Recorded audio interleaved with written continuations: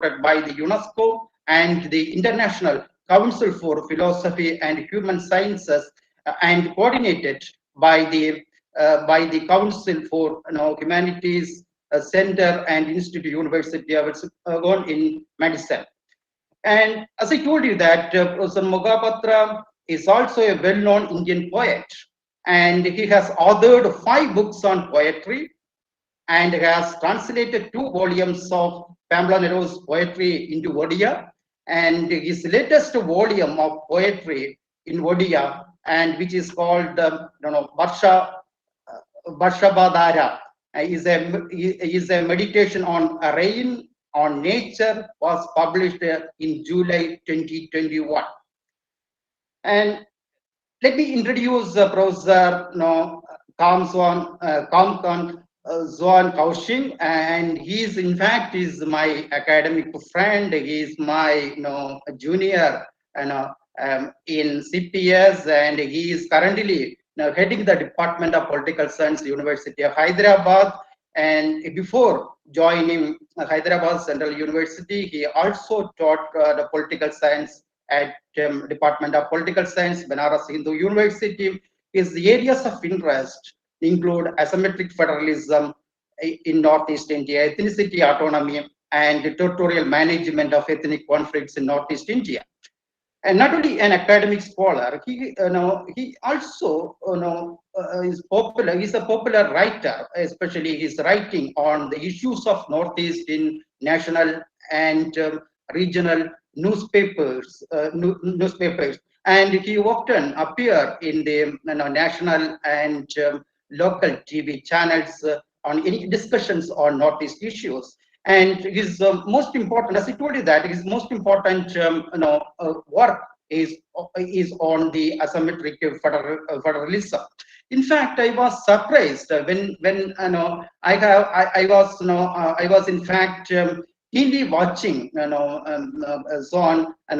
When he was a student, he was writing so much. I can find as an young scholar writing so much article and published in the well-known article, well-known journals in the world.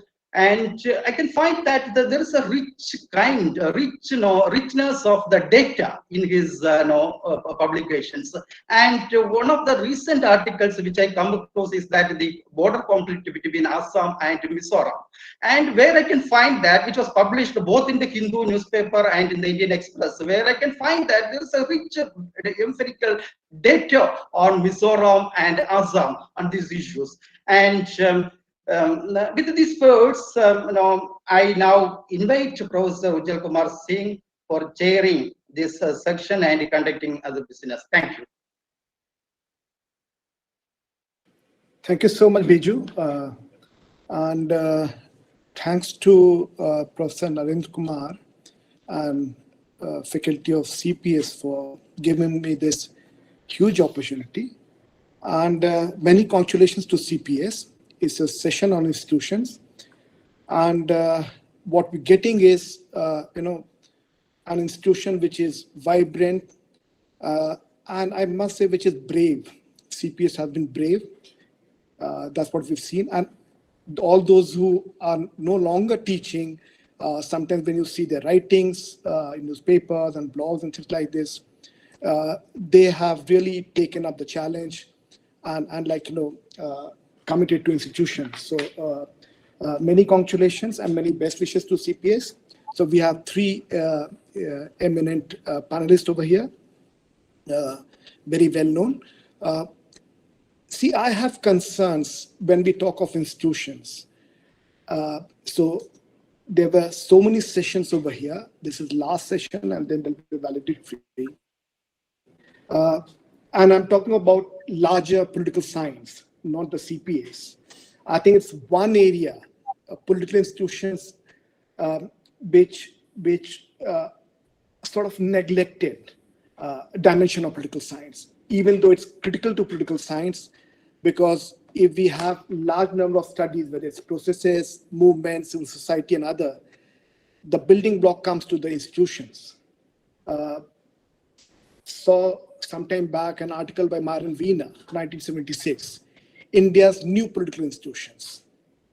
post-emergency 1976, at the time emergency period. And the first section starts with centralized intelligence agencies. I don't think we have any research work on that. You have reflections, you have bureaucrats writing the experiences, but we don't have. And such institutions have become very, very important today. Older textbook, and seniors over here would, probably correct me if I'm wrong. The pre-partition these textbooks used to have chapters on legislature, on executive, on judiciary, but also in police and army. Those are part of political institutions in certain ways. We don't have too many studies.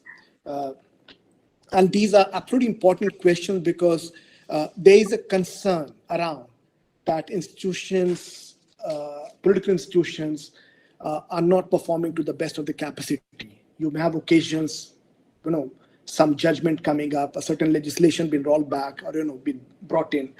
There are new institutions which have come up. UID, our Aadhaar. Those didn't have actually, origins in Parliament, executive orders. So a whole range of regulatory institutions, surveillance institutions. Having said that, because CPS has achieved so much, it has given so much to political science. So apart from past reflections, we need to also think of the future. And that's why such sessions, 50 years occasion, is important because it gives a roadmap for the future of discipline. So with these words, I would invite Professor Balbir Arora to start the session. It's 12:15, sir. Every speaker gets 20 minutes. So at 12:30, I'll just, tell you that 5 minutes more. So Professor Balbir Arora, it's to you, sir. Thank you very much, Ujjwal. and thank you, Biju, for your introduction. Thank you, Narendra, for the invitation. And let me say, I was listening to some of the speakers and interventions yesterday, that it's been a wonderful walk down memory lane for those of us who have been part of this journey for a very long time. I think my stay in, I probably am one of the few surviving members who were there practically at the beginning. The first MA batch was passing out. And it's, I say, an eventful journey. So I'll spend a little time, with your permission, Ujjwal, to reflect on the journey itself, because I owe it to the students and to the faculty to place on record a few things that I recollect from those times. And then I'll move to the more important question of the neglected institutions, which you perfectly set the stage. I couldn't agree with you more, because my own career has been devoted to bringing institutions center stage, and that was the course I was teaching. Now, why I want to go back a little bit is that there were three, a sort of trinity, presiding deities of the CPS. Very different persons. Rashiduddin Khan from Hyderabad, Professor Seshadri, with the background of the Telangana Naxal, not Naxal at that time, but the communist movement, and and Professor C.P. Bhambre, who, like me, was from Multan, the other side of the border. And these three persons I was privileged to know and count them among my friends, and I got along with them well. They were very different people, but what characterized the early years of CPS is the spirit of camaraderie and tolerance and acceptance of honestly expressed differences of opinion. And I think that is the tradition that I would think we laid down at that time, is that the critical thinking and the spirit of inquiry, and of course, total freedom. The other aspect which I think contributed a lot to my own development is the fact that as the junior most faculty, I was associated with all the tasks that normally young faculty is assigned. I was in charge of the timetable, I was in charge of admissions, I was in charge. In the admissions process, small classes, 20 interviews where we sat for 3-4 days, interviewed each student for admission. And before the reservations of all kinds came up, we had a scale of 20 points on 100 for social, economic, and regional deprivation. And reflecting back, for me, sitting through those interviews year after year was an education, because the applicants came from all over. I had spent the previous 10 years in France, and so it was, in a sense, a discovery of India. Student applicants who would come in crawling because they didn't dare stand in front of us.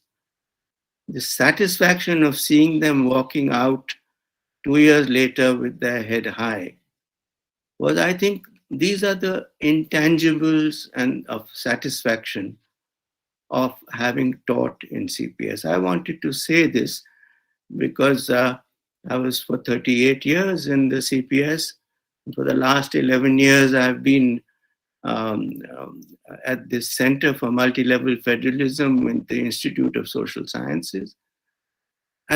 This richness, this tapestry, and this respect for each other, I think it still persists. It's a tradition, but this is the tradition that I would like to celebrate in this 50th anniversary. That and I will not have any advice for my colleagues who are serving these days, because they have a far more difficult time than we did. I mean, to be very frank, we had much more freedom, and yesterday Rajiv Bhargav talked about it, the courses that we could introduce and the innovation that we could bring about, and none of the constraints of a heavy administration looking very suspiciously at what you're doing. We had autonomy, we had independence. That is CPS, Ujjwal, as an institution. All the things that our political institutions need to have, and I'll be talking about that. But I think, with your permission, it's important to talk about values. I think values of inclusiveness and of being able to speak your mind, truth to power. And we know that we went through difficult times. The emergency came soon after. So we have been through that kind of thing also, which is why I will not, as I said, give any advice to the current faculty, because I have no right, because they are in situations which only they know how to handle. I will have some suggestions for students who are listening on how to carry forward this work, but that will come later. Now, the other thing that may be worth recalling, because I discovered that not many people realize this, we were initially baptized as the Center for the Study of Political Development. Now, those of you who remember the textbooks of the 70s from the Princeton series of political development, and we were cast in that mold, And very soon, we decided that we didn't want to be cast in that mold and unanimously decided on the present title of the Center for Political Studies. It was rejecting the political development framework, but at the same time, it was distancing ourselves from the first avatar of the CSDS and the first avatar of Rajni Kothari, because he subsequently developed into a different kind of political scientist, much closer to what we were trying to be. As an alternative way of looking at political science. So I think that also is important when we look at our origins, that we set out to propose a different kind of political science, different to the molds of the time. I won't go deeper into that. I think I would have made my point. Now, what we are facing, as I said, are challenging times, and I would like to focus on three major issues. The first issue is, if I might give it that label, the institution of opposition. How do we institutionalize opposition? There is some attempt, the leader of the opposition is recognized in parliament and so on. I would reflect on what opposition means today in the present context of our development, of our political development. The second theme that I would like to treat is the institutional relays of popular sovereignty translated into the exercise of political power. There are intermediate corps, there are intermediate agencies, and they are given various responsibilities in order to produce what is conventionally called representative democracy. So again, we stay within the framework of institutions. That's the title of the session, and that's what I intend talking about. And the third theme that I would like to develop is the concept because the nation state is an institution. The nation state, the nation as a dilemma is something because it colors all institutions. I'll be clearer when I come to it. I just want to announce it as one of the things that I want to talk about. So first, the nature of opposition in federal systems. Let us be fair. We are a federal system. I've written about how we need to get out of this quasi-federal trap that was set for us long ago, and affirm proudly and emphatically that we are a federal nation. Because if you keep casting doubts on what you are, there are plenty of people to doubt what you are. Who will say that, what sort of federal system are you, this and that. I believe that we are a federal system with strong social base, but perhaps weak institutional articulation. So that's another problem. Government and opposition in parliament is the question of, on the one hand, the decline of parliament. That's a perennial debate. How do you measure the effectiveness of parliament? Recently, it was said, don't count the disruptions, count the number of bills passed. Yes, the bills are passed in half an hour. It is the quality of debate which makes parliament. And unless you factor in the qualitative, the quantitative has no meaning. I mean, you don't count the number of hours, you don't count the number of sittings disrupted. Where is the debate? And that is what I would insist on. The quality of debate, not the numerical. Since we are a federal polity, the states as an arena of contestation and opposition. Opposition is not only in parliament. Opposition in a federal system is scattered across the polity. I would say that federalism is the last bastion of the opposition. If opposition collapses in parliament, where else do you have the opposition?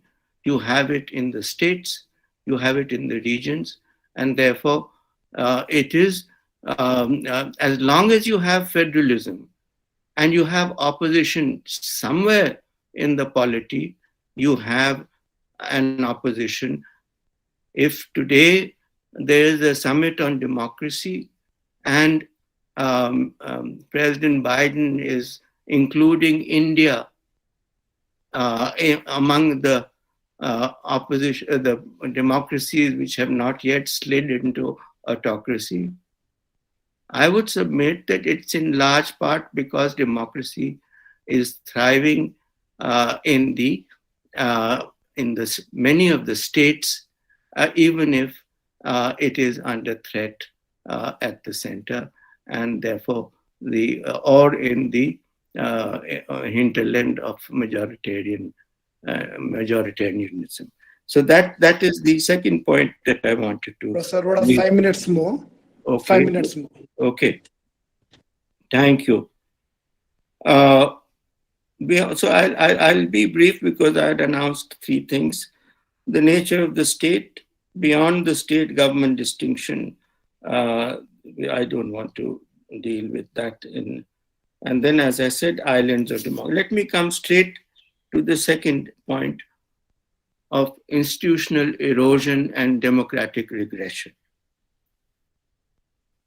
There are 3 familiar targets. If you look at the movements which are taking democracy to autocratic rule, whether you look at Trump, whether you look at Bolsonaro, whether you look at the political discourse of Zemmour, who is the presidential candidate in France, there are 3. Media conspiracy, which tries to, so the media is one target. Media as an institution. You see, we are in that frame of reference. The fact that elections are stolen, so there you come back to the election commission, that is it possible to steal elections? Trump said his election had been stolen. Bolsonaro says the same thing. We need to reflect on that. And the third is the anti-establishment, which in India translates into anti-dynasty, the same discourse that you repeat, that you are there to replace a set of people who were claimed to have a divine right to rule, as it were. The authority and credibility of state institutions, I think Ujjwal knows this very well, you hinted at it. The capture of all countervailing checks and the denigration of non-elective institutions. I think this whole set, I'm doing very big, a very shorthand type of thing because I don't have the time. And I would, in the last point on this, draw your attention to a term that was used by Maria Ressa, the Nobel Peace Prize winner. She talked about digital authoritarianism. what you talked about, UI, DAI, Aadhaar, and so on. I mean, these are shorthand, but it is very much a part of the debate what we need to look at. The totalitarian state, which is armed with powers of surveillance, and the importance of giving legal substance to the right to privacy. This was something that was discussed in the previous session also, the cyber laws. But my approach is different to the approach of political philosophers, because that is it's a very practical issue for the survival of democracy. The final point is the national security bogey. I think that is a major threat. The misuse of state power, which encroaches on the domain of the states. I set an alarm for myself also, but I'll continue.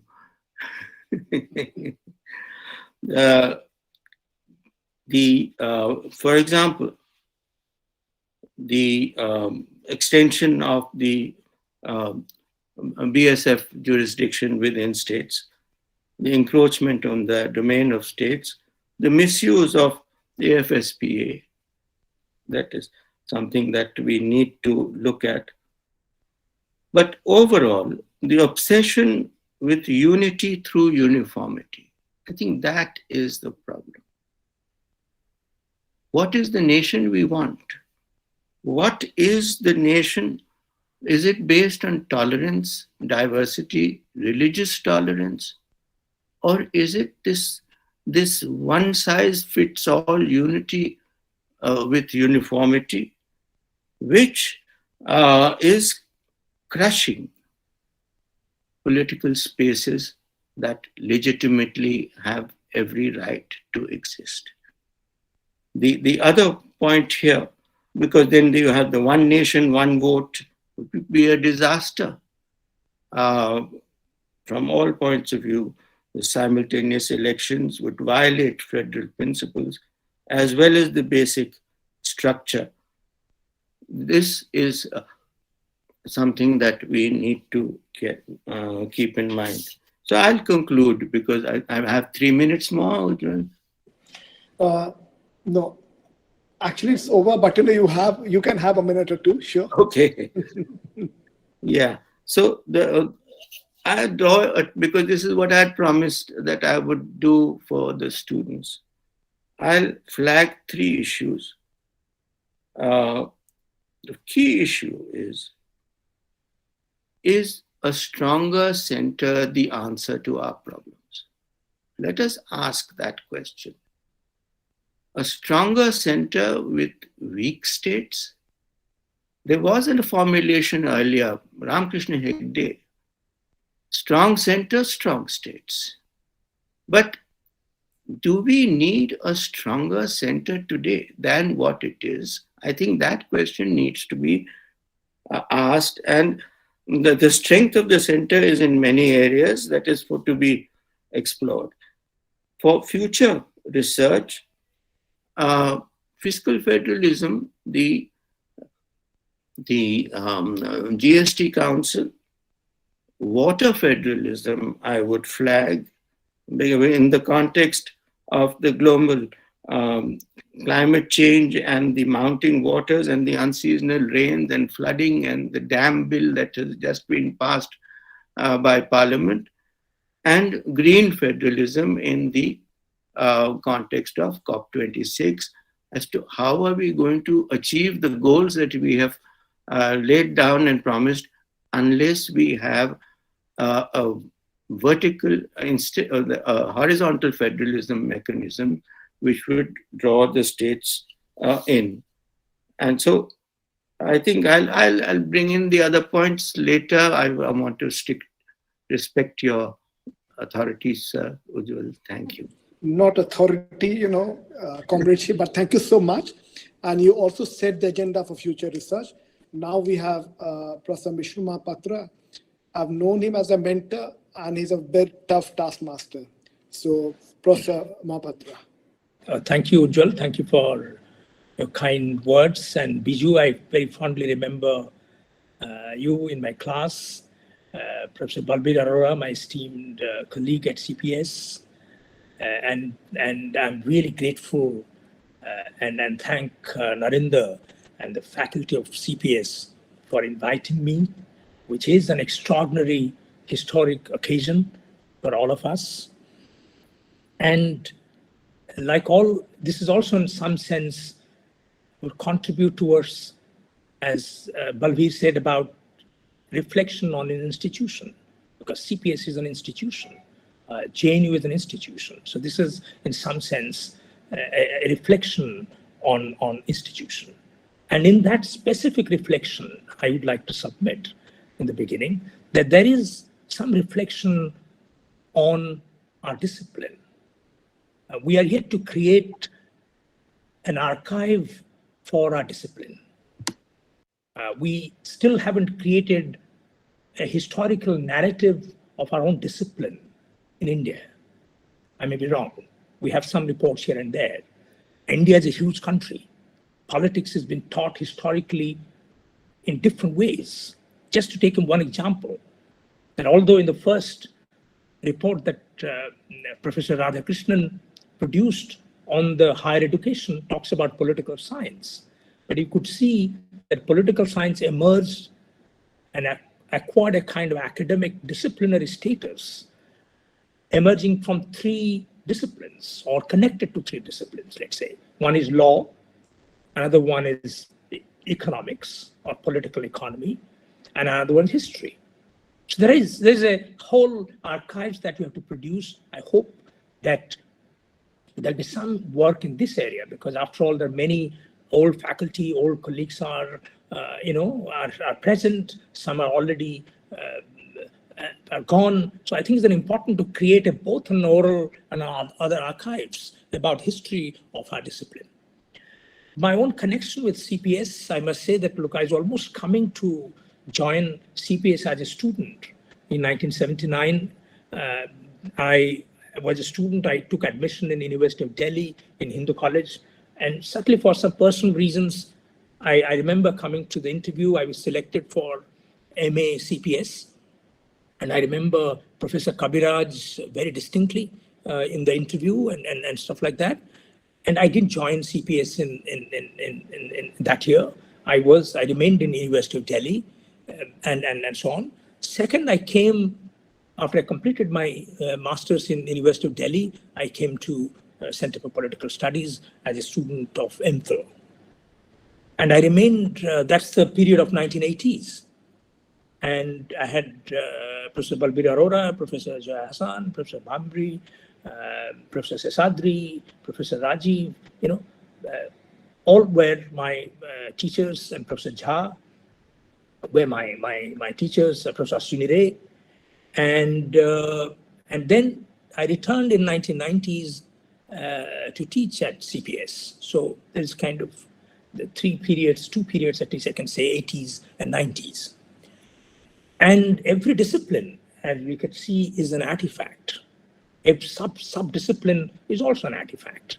When Ujjwal says that institution is a neglected area within the discipline of politics, it's actually nothing natural about it. There is something artificial about it. I remember that when we think about, in this reflection, I think it was Edward Said who made a very clear, interesting distinction between thinking about discipline. One is filiation, another is affiliation. We inherit academic disciplines. We are institution, we do jobs, we come and do things, but we also affiliated to academic disciplines. It is in the process of affiliating with a discipline, we remake the discipline, we change the discipline, we bring the discipline into different trajectories and pathways. So this is, I think, is an exercise I'm very happy to join with. There are two things I want to say, that why the study of institutions, where really, when I came to University of Delhi as a master's student, when I was an undergraduate in politics, and when I came to do my MPhil, and then finally coming to 1990s, there is I'm just schematizing it, there are two dominant ways in which institutions were looked at. One, what subsequently being called as old institutional analysis or old institutionalism, was actually the institutions with which I was taught as an undergraduate. We looked at Indian constitution like that. We looked at various forms of government, whether presidential, parliamentary, different elements within a form of government. We looked at different institutional thing within the public administration, also within the Indian politics. And when it came to do comparative politics, we also came to look at some of these things yet again.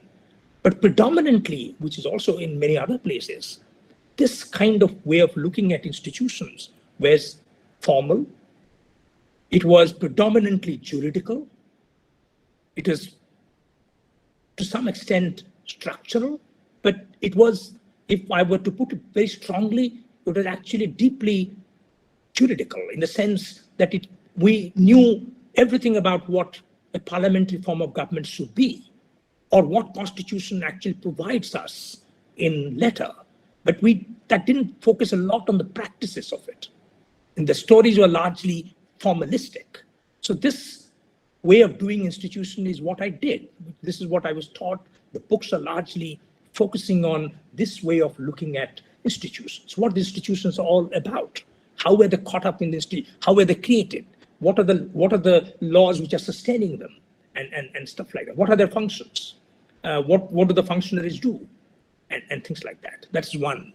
The other extreme that I experienced when I came to JNU in 1980s, which was at a time when it was a very ideological time when I was a student in 1980s, and Professor Balbir Arora suggested quite rightly that, we oscillated because in the earlier kind of understanding of institution, there's very little knowledge about what is actually happening, how the institutions are actually connected to real domain of politics, to the social forces, to the political ideological constellations. There's very little understanding of that in the first set of understanding on institutions. When you came to JNU, Marxists had a very different way of looking at it. Let me just take this as an example, which meant that institutions are actually caught up in the politics of rule in a capitalist system, where institutions are merely instruments, either for perpetuating, sustaining a rule, making certain relationship work, and so on and so forth. Even within the liberal interpretation, it was seen as extraordinarily important for maintaining a system which is seen, if you are charitable, you would call it as fair, right? So much of the understanding of institution, the other side of the spectrum, also became limited because of that. It throws a new light on how institutions really function. What are the ways the class and communities, groups are connected to institutions? Why certain institutions become powerful? What do they do? What kind of things they obscure? What kind of these things they're normalized within the fabric of institution? What do they prevent? What do they facilitate? But these are, again, a structural story in which autonomy and focus on institutions got a bit blurred. If in the first mode of thinking about institution, we thought about juridical aspect of it, in the second, it also became reductionist. It reduced everything to the substratum of the class and community and things like that. I think in retrospect, I would like to say that Professor Arora and other people are actually try to avoid these two extremes. Much of in 1990s, when I joined CPS as a faculty, study of institutions, happily for me, is actually emerging out of these two ends of the spectrum, which were reductionist in their own senses. They highlighted something, they obscured a lot. Now, there's a rethinking on the idea of institutions, which took into account both its juridical, legal elements, what they're supposed to do, and so on and so forth. Now, when I was doing my master's, we knew a lot about the processes. But if somebody asked us about what are the provisions of this and that, we didn't know. As somebody said, we are not taught the Constitution the way its juridical elements were highlighted, let's say textbook like D.D. Basu. Very juridical, as if Constitution is all about its legal interpretation by the Court of India, whether it's High Court or largely Supreme Court. The point is, this kind of focusing on institutions were happening at a time when there are new questions are being posed, new context. Now, with the breakup of Soviet Union, a new intellectual context in which people have started reflecting on what institutions are all about. And this goes in the name of new institutionalism. New institutionalism actually is a large intellectual formation, very multidisciplinary intellectual formation, in which politics, disciplines of politics, economics, sociology, anthropology, all came, if not together, but they all contributed to it.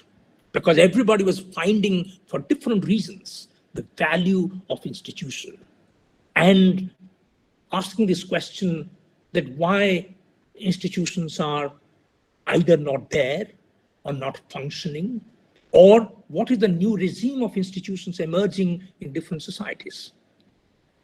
In the 60s, the political development literature in political science, largely of American provenance, talked about, in the context of the post-colonial societies, as institutional decay, a problematic which is actually not fully reflecting lack of capacity to respond to them. There is an institutional atrophy or decay. Now, these questions were not the questions we wanted to ask in the beginning. We wanted to ask, what is the relationship between institutions and society? Some people ask big questions, like my former late colleague Satish Agrawal, because why modern institutions don't take root? Why institutions often find it difficult to enter into the popular imaginary? Autonomy is not the issue. Why they appear so distant? Something as sometimes, from ordinary point of view, as a larger than life figure, and sometimes tyrannical. Why is that? In the literature in politics, we would find that institution is trying to help us understand the nature of democracy, nature of rule, right from local to state to national. It is also telling us, it is also giving rise us to understand the puzzle of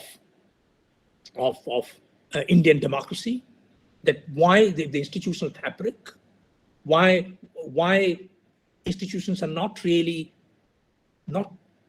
sufficiently autonomous, neither sufficiently connected to people. Are we really acquiring new institutions? Do we really do something with the old institutions? And things like that. And in the literature dealing with democracy, dealing with development, dealing with comparative understanding of institutions. Let's say institutions are introduced at the same time in Kerala, in Punjab, in Orissa, in Uttar Pradesh, but why do they perform so differently? Professor Mohapatra, another 4 minutes. Yeah, sure. So these are the kind of questions. So there came a time in 1990s onwards that the rethinking on institutions have come up in a very different way. It is no more tethered to the old ways of thinking. But if one were to say, one could say that they actually produced in a newer kind of synthesis, I would say, is a better way of thinking about institutions.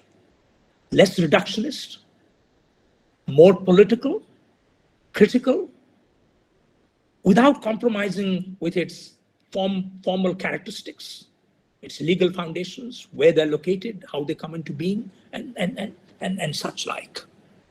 Finally, I want to say 3 important challenges for us. One is, we know it's very familiar for a very long time. It's a long story. It's a familiar story of institutional capture. Institutions are created. Institutions are embedded in society. How much embedded is the question? But once they're embedded, they're located in society, institutions are always prone to be captured. And we know we have a lot of histories about how institutions are truly captured. If institutions are simply defined by, as Douglas North defines it, as a kind of rule of the game, then you can see rules are always either the institutions are captured because the rules can be modified, can be interpreted, can be and so on and so forth. So one is the institutional capture. That's a story that we hear every day. That you keep institutions, but you make the institution perform according to the necessity of your political rule and things like that. Second, I think, is the question of countervailing capacity of institutions. Institutions that are supposed to create a countervailing power within the political system. There is an argument that actually is fairly on the wane. There are many other institutions acquiring greater power over citizens. But the institution specifically supposed to hold the power to account. The weakness of institutions are quite evident there. For example, there is a body of literature that suggests that in the period of neoliberal economic development, the legislature, for example, has declined in comparison to executive, in comparison to other elements in government. So that, again, the countervailing capacity. Third, the connect or disconnect between ordinary citizens and institutions. That still remain an important element, particularly at a time of the rise of digital, you can say, digital mode in which state wants to control, the state wants to connect.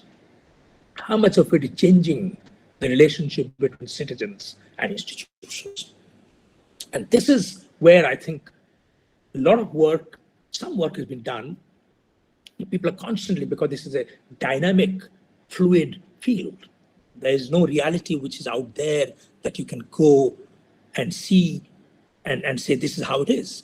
So I think three important challenges before us. I agree with Professor Balbir Arora about the challenges he set out, but I want to add these three to it, that these are the challenges of our time. And as a student of politics, we have to make sense of how to approach these questions. And thank you very much. Thank you, really. Thank you so much, Professor Mahapatra. And, especially the roadmap for future research in terms of challenges which you have presented to us would be very, very useful. And now, Professor Swang, the floor is yours. So please go ahead. Yeah, thank you, Professor Ujjwal, for this time, and my warmest greetings and congratulations to the CPS fraternity, the past and the present, on the Golden Jubilee celebration, for having undertaken together such a wonderful and meaningful academic journey and the many milestones that we have achieved together. I would like to thank Professor Narendra Kumar and the faculty of CPS for your thoughtfulness, heartwarming gesture, and signal honors to stand in the shoulders of CPS giants, including my mentor, Professor Arora, and my teacher, Professor Vishnu Mahapatra, who happened to also teach me a course during my MA, to share my experience and learning from CPS and the way this helped me in my subsequent academic endeavors to contribute in a very limited way to understanding institutions and political process. There is a saying that the strength of a chain depends on the strength of its weakest link. I am aware that I constitute one of those weak links at the outset, but I also am aware that I am someone who has been groomed in ways to recognize and gradually overcome my inherent limitations through the equality of circumstances that GPS or GNU offers, so that I may be able to lend to the vitality and strength of the values, the ethos and principles of these hallowed institutions. As someone who studied and teaches institution and political process for over 2 decades, I take the designs, structures, agents constituted by the agenda, interests, and strategies of these agents or actors and interactions within institutions very seriously. The first thing that struck me when I got admitted into ZNU in the late 1990s is its ideational and structural designs, very well encapsulated in the ZNU logo and in the architectural designs of academic buildings and hostels. Sooner do I realize that I'm engaged with an idea and structure that cascaded autonomy, which in a sense is a replication of the ideational and architectural designs that are found in abundance in ZNU premise, are so important in ways to reflect upon and critically engage on the various aspects and dimensions of issues and debate in Northeast India and beyond. The interface or interaction that ZNU allows within this ecology of interactive engagement, drawn as we are from different corners of the country with diverse backgrounds and experience, open up new vista of understanding, the kind of which is very well encapsulated in the dia of the ZNU logos, which in effect also promote in a way exchange of ideas and discursive communication, which I think are amenable to inculcate self-reflexivity, creative and critical academic engagement in ways which strengthen and broaden our academic horizons. And this, I think, are very critical for students as well as researchers working on various dimensions of institution and political process to locate a research problematic within a larger canvas of theory and concepts which are used elsewhere. I think one of the ways in which I learned and built upon my understanding of institution and political institutions had been facilitated largely by the course designs and institutional pathways that CPS and for that matter ZNU offers to me.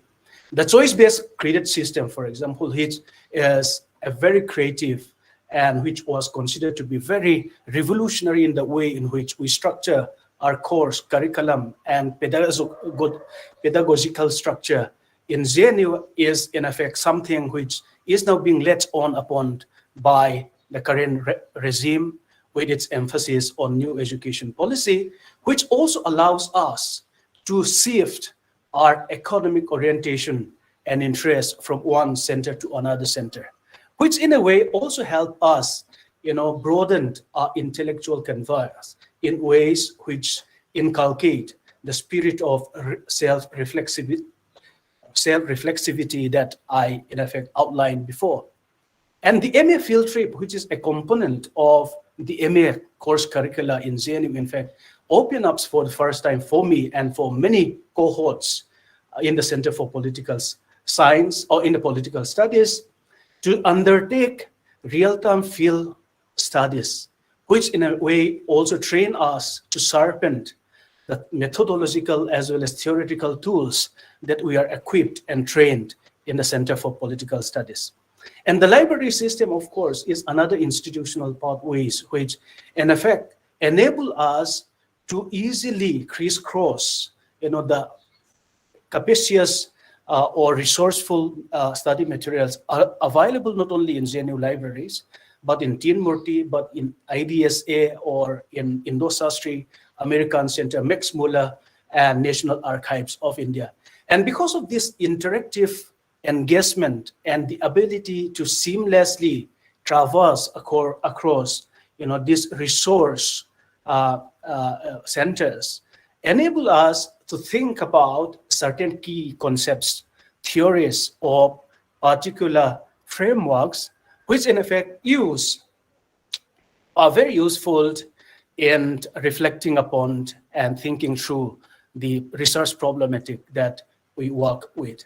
So I started my research and teaching under three broad contexts, which I think have very important bearings on my experience, on my learning, as well as academic engagement at the Center for Political Studies and beyond.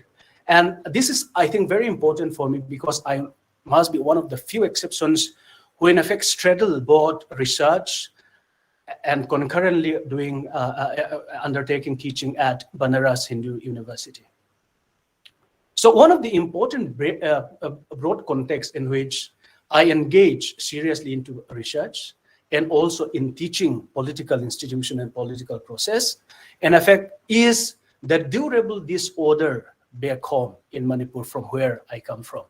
In 1997, just a year before I joined CPS as a student of MA, we had a bloody ethnic conflict which broke out, which in effect was responsible to razing to the ground my home state and the paddy fields which was ripe for cultivation. And in fact, this troublesome experience in effect linger in my mind, so much so that in due course of time, when I seriously engage with issues of conflict, with issues of autonomy, with issues of identities, the kind of existential experience that I encounter at home, in effect, helped me sharpen on capturing the nuance and complex dimension of ethnic conflicts and civil war in Northeast India.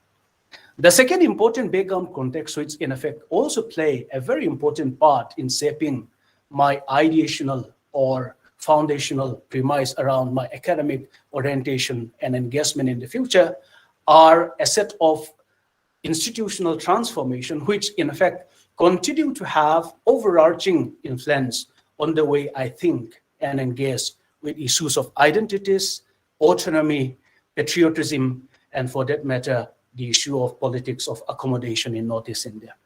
One is the structural adjustment program and the contingent liberalization, privatization, and global integration of Indian economy. And in effect, this is also the time which coincides with the unleashing of capital, which in effect led to a scarring of competition among Indian states, which Rob Jenkins would call it as a provincial Darwinism. This is also the time in which you have various social movements centered around Masjid, Mandal, and Kamandal in ways which restructure the ideas, the discourse, and some of the important contestation that are pertinent when we reflect upon the institutions and the political process that entail along this broader context. The second broader context, which in effect got underway under this broad institutional transformation, which I think also has important bearings on the kind of academic engagement I'm engaged with, is the consolidation of what Professor Arora and others call bipolar coalitions at the national level and the federalization of India's party system. And this is also the time in which you have the emergence of states or regions as important arena of Indian politics. And to be able to locate the kind of problematics that emerge in Northeast India within this broad canvas, I think is very important for me to look at how theories and concepts or certain research problematic which in effect are resonating very well at the national level have their local resonance in Northeast India. And the third broad context in which I think my work has important in-depthness is the incremental ideational and institutional change in Northeast India in terms of restructuring of the politics of autonomy and the politics of accommodation. And I have in mind, for example, the Northeast Industrial Policy, which was crafted in 1997, the S.P. Sugla Commission of 1997, which in effect tried to open up Northeast India as attractive destination of infrastructural development, and which it also recalibrate policy orientation of the center vis-a-vis Northeast India in ways which augment autonomy and the terms of federal-state relations in Northeast India. And this is also the time in which Donor as a separate department of Northeastern region was created in 1998, which was subsequently upgraded to the Ministry of Development of Northeastern region in 2004. And as some of you who are interested and looking closely at institutional development in Northeast India knows, this would also entail a particular recalibrating of fiscal relationship between the center and the periphery. And given that Northeast India has a special constitutional status called the special category state status with preferential funding, the kind of non-lapsable central pool of resources, which was earmarked by every ministry at the center, 10% of which were earmarked for infrastructure development, entails a new level of engagement or relationship between the center and the states in Northeast India. And with the change in around 2004-5 on the funding pattern, whereby the states asked or encouraged to mobilize 30% out of this infrastructural development in Northeast India, we also have possible fault lines of blowbacks or renegotiation between the center and the states. And this is also the time in which you have the expansion of the Northeastern Council in 2004 and the constitution of the BP Jeevan Reddy Committee, which in effect passed very important, come up with very important report on the AFSPA and the way it implicate on thinking through extraordinary laws and its implications on human rights in Northeast India. I think over and above these two broad contexts, I think my work and my engagement in the domain of institution political process was also informed largely by the broad context of the end of two major insurgencies in Northeast India, the Mizo and the Bodo insurgency, and the politics of peace accords, which in effect proliferate in ways that redefined or configure and reconfigure inter as well as intra-ethnic relations in Northeast India. And the politics of ceasefire, which is often seen as politics by other means between the NSCN and the government of India in 1997, which was extended in 2001, also have important background contextual bearings on the way I engage with different ideas or issues, centered around institution and political process in Northeast India. And this is precisely where I think towards the end of my presentation, this is the last leg of my presentation, I would flag 3 or 4 broad areas of my academic engagement and limited contribution. And given this broad context, the overarching context in which I situate my academic engagement and my teaching contribution, the enduring saliency of identities and the politics of territoriality continue to be very engaging, deeply contentious and problematic in Northeast India. And one of the ways in which I engage with these issues of complex identity politics and the politics of territoriality is the way in which the instrumentality of settled tribe recognition regime entails the narcissism of minor differences within and across tribal communities in Northeast India. And the more you have this narcissism of minor differences, the likelihood of ethnic fault lines or conflict erupting at any given point of time, which in fact implicate on institutions and the kind of autonomy mobilizations in this place. And I think the politics of territoriality, which is also entwined with the politics of identities, continue to be a very pertinent theme which I'm continually engaged with. And given that you have a long intellectual pedigree of looking at how institutions or social diversities are embedded in institutions, the kind of work that William Livingstone did in the 1950s, and the like of work that, the like of work that, in India, Professor Rasiduddin Khan, Jyotpal Chaudhary, and Professor Balveer Rai and others have taken up, in effect, illuminates on our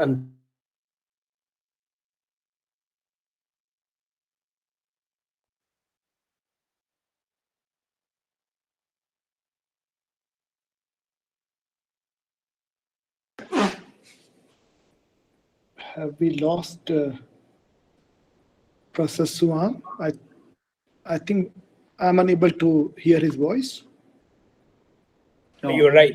We lost him. Yes, not able to hear him. Yeah. Yeah, I think it's frozen. Narinder, if you have his phone number, why don't you just call him and tell him that this, he may not. Yeah, I will do it. I will do it.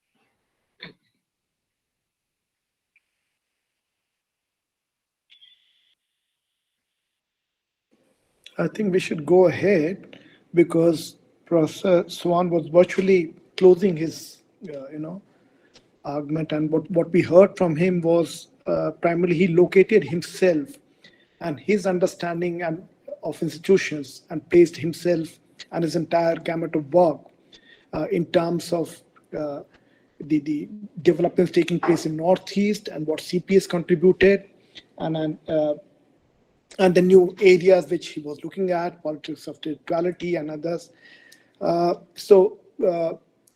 I think I must thank all three speakers and open up the forum for questions.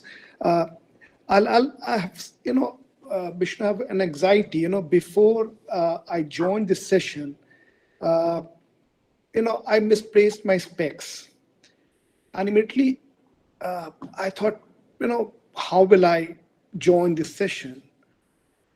But somewhere I believe what's happening now is 50 years training of CPS, development of political science. Probably we have not been able to really foresee the challenges which are happening now. Our discipline has helped in many ways, but especially when it comes to institutions, political institutions, it's like, do we need another spec? Probably not. But do we need to do our political science, especially our study of institutions in a newer way, so that, we don't end up lamenting? We need to be a vibrant community who have answers. So not that we have to change, we need to change our way of looking at institutions. What are those things which we have missed, so that our explanatory framework remains weak? I believe our explanatory frameworks are not as robust as they should be. So these are my concerns, but speakers may have this later, but please do take up questions from other colleagues first, and then if you have time, then you can reflect. Sorry, my internet got snapped in between, so it's fine. Yeah, I have made my point, so yeah. Yeah, thank you. So I just had some concerns which I raised, but let others come in. And Narendraji, how do we go about? Are they going to write in the chat box the questions so that everyone can see, or would they raise their hand?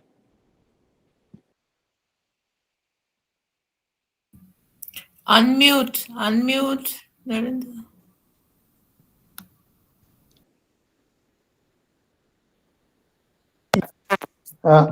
In fact, we can go with raising of the hands, and we see that there are two raised hands, Aftab Alam and John Git.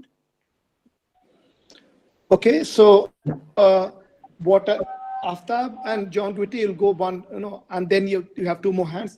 But be very brief, because session is 1:30, and we need a lot of questions. We need questions so that speakers will respond. So please come straight to the question. Aftab, would you please start? Okay, very warm regards to my teachers, Professor Balveer Arora and Professor Vishnu Mahapatra. Balveer Arora sir has taught us Indian politics structure and process.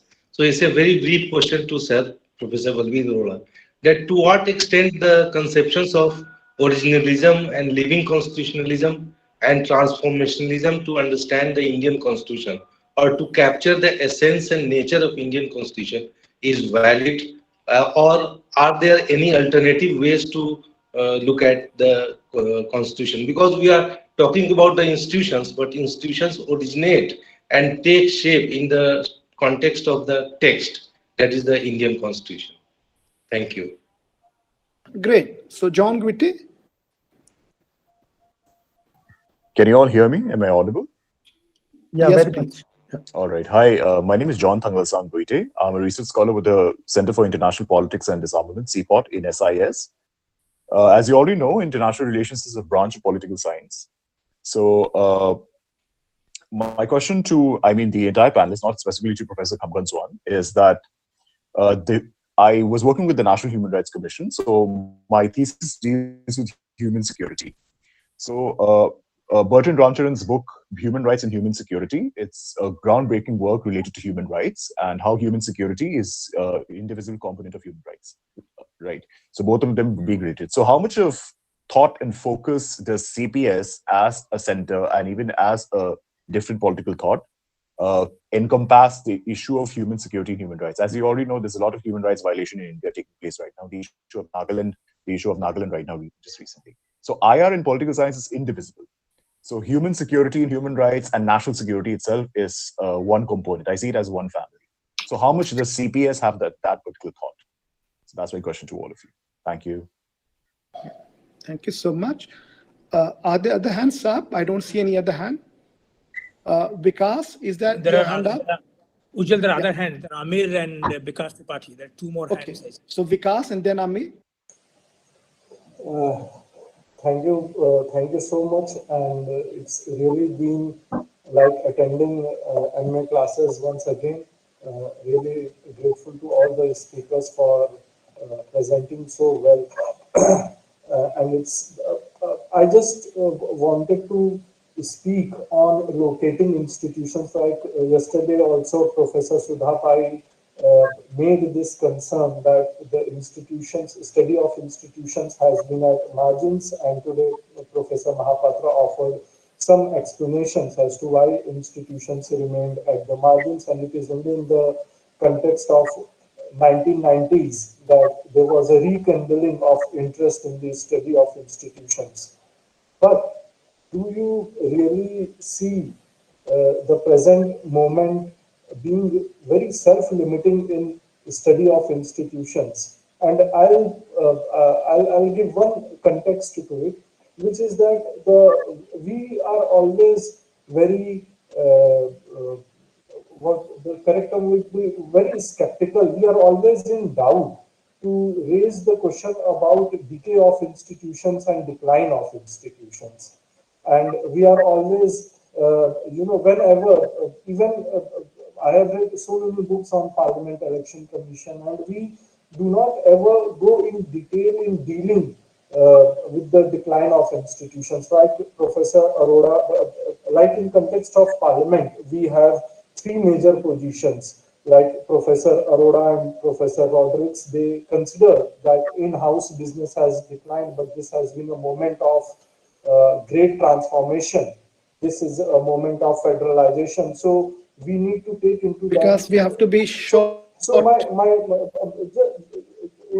cut the point short, one reason why we have not been able to deal with the institutions centrally is that we fail to deal with this idea of decline or decay. We have never made an attempt to really define what constitutes the decay or decline of institutions and its Indian context. They are study. Ujjwal sir, please give me 1 minute. See, Vikas, I'm very keen to hear, response speakers. I have to learn so much. So thank you so much. And this will have to continue. You have your teachers, you'll have your email. So let's move to Amir Ali. Thank you. This is a question from Professor Arora. It's a quick observation and a question based on that. So Professor Arora, I thought you very graciously refrained from giving any advice to current and serving members of the faculty. But the one message that I took from your, I must say, riveting presentation was that we must understand the magnitude of this moment, that this is really big. And this is not, if there's one signpost, it's 1930s, almost 100 years ago. Now, based on that observation, let me ask you a question, and this is also, for a wider reflection. Given the fact that there is absolutely no institutional forbearance amongst regimes and dispensations across the world, I mean, there's no respect for institutions, which I interpret as institutional forbearance. What hope for institutions? I mean, they are bound to be crushed by the sheer magnitude of the political weight and stress that is going to be put on them. Bhupendra, you have a question? Yes, sir. Thank you all of the speakers. Like all have reflected upon the history, context, and the prospects of the institution in general, and CPS in particular, and the role it plays. I was curious to know about the politics of the study of political studies itself. So the context the political context, the political studies, Center for Political Studies, it has been invasion and the kind of challenges ahead, which it is being felt that the Center for Political Studies is not in a sense like able to deal with the challenges of the political situations it has in contemporary times. So how to like relate it with the history of its invasion and the contemporary challenges we have now. So any one of you can please Thank you, Bhupin. Thank you. Invasion is a very strong term, but thank you so much. We don't have much time left, so I would rather like, John Guite, you asked, let the speakers respond, because we are very keen to seek their response too.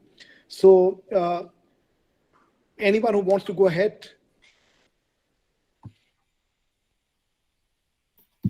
Mr. Arora, why didn't you go first? Okay, thank you, Vishnu. Yes, because many of the questions are addressed to both of us. Now, let me take Aftab's question first. The notion of living constitution is still valuable, because a constitution, apart from the fact that it has its own organic growth and subject to the limitations, for example, in our case of basic structure, I do believe that the Constitution requires periodic re-allegiance of the citizens.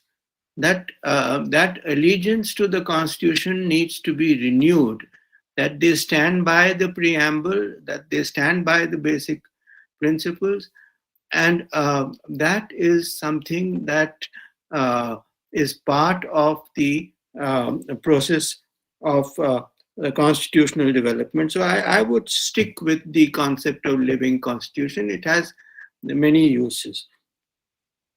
The second question which Vikas put is the question of how do you measure decay and decline of institutions? It is a valid question, because if you look at writings of the early 20th century or the middle of the 19th century, or particularly the pre-war years, you will find many laments. We were not part of the game, we were a colony of other democracies, and the lament that the democracies were declining. So it is not a new. When I talk of regression, there's decline and decay. Huntington introduced it, but it's problematic. I talk of backsliding, I talk of regression. Is that the values and the standards to which you had risen, if you are sliding back, then there is a measurement there that you are moving away from the progress that you had made. So I think for whatever it's worth, it is a comparative thing. And here I would make a plea, is that the study of Indian political institutions has to get rid of Indian exceptionalism. We need to situate ourselves within a comparative framework. Federalism has done that. We are part of the International Association of Centers for Federal Studies. There is a flourishing branch of comparative federalism. Populism, I think comparative populism is a very interesting area of study, because there are more and more regimes which have this characteristic. Let us try to situate the Indian experience and the Indian way of dealing with political institutions in a comparative perspective, and we'll find that there are many elements that we can learn from others. Amir Ali has put a very strong question on the magnitude of the moment and the how do we respond to it. And I think, I mean, there are huge issues where the basic principles of, to use a word that is often derided, of secularism and religious tolerance are being questioned. And that is what makes me say that this is the problem that we are facing, which is rooted in some of the things that I said about the unity with uniformity, and the question of what Ujjwal talked about. I think we need to reflect on that. The magnitude of the moment should not paralyze us. And that brings us to Bhupendra Kumar's thing, that the CPS has not been unsuccessful in dealing with challenges.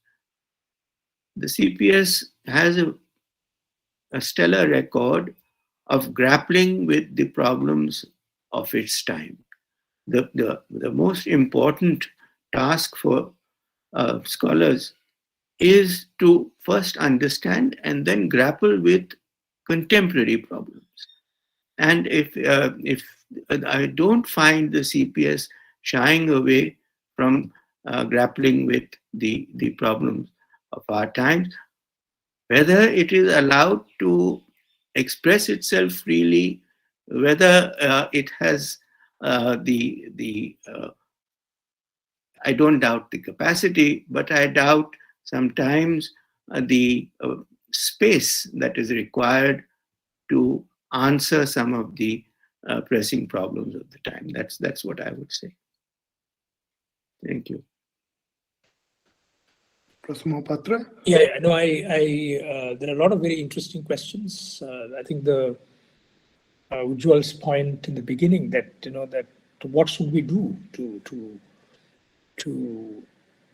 see that we take institutions seriously, but also study them in a way that would answer some of the questions that we are discussing here. My own sense is that there has to be a combination between our empirical understanding of institutions with a focus on both here and now and also history, along with values. You see in the institutionalism literature, people make a lot of distinction between historical institutionalism, normative institutionalism. Let's even take these two. You would find that values are as important as the processes because they're all intimately connected. And every functioning of the institution, the how and why questions, that how the institution is functioning and why, I think these are very important questions at a given point in time. But sometimes to understand it, we may need, to look at how the institution is actually connected to society, what kind of values it brings in, how people perceive institutions, and things like that. So we need institutionalism, like many other questions, many other problems that we deal with, are essentially to be handled from multiple vantage points, and also with multiple intellectual and methodological resources. That would be my submission. So the more we do it in a kind of way, I think we might find a better way of really understanding some of these big questions. About the question about the human rights and security, these are ongoing things.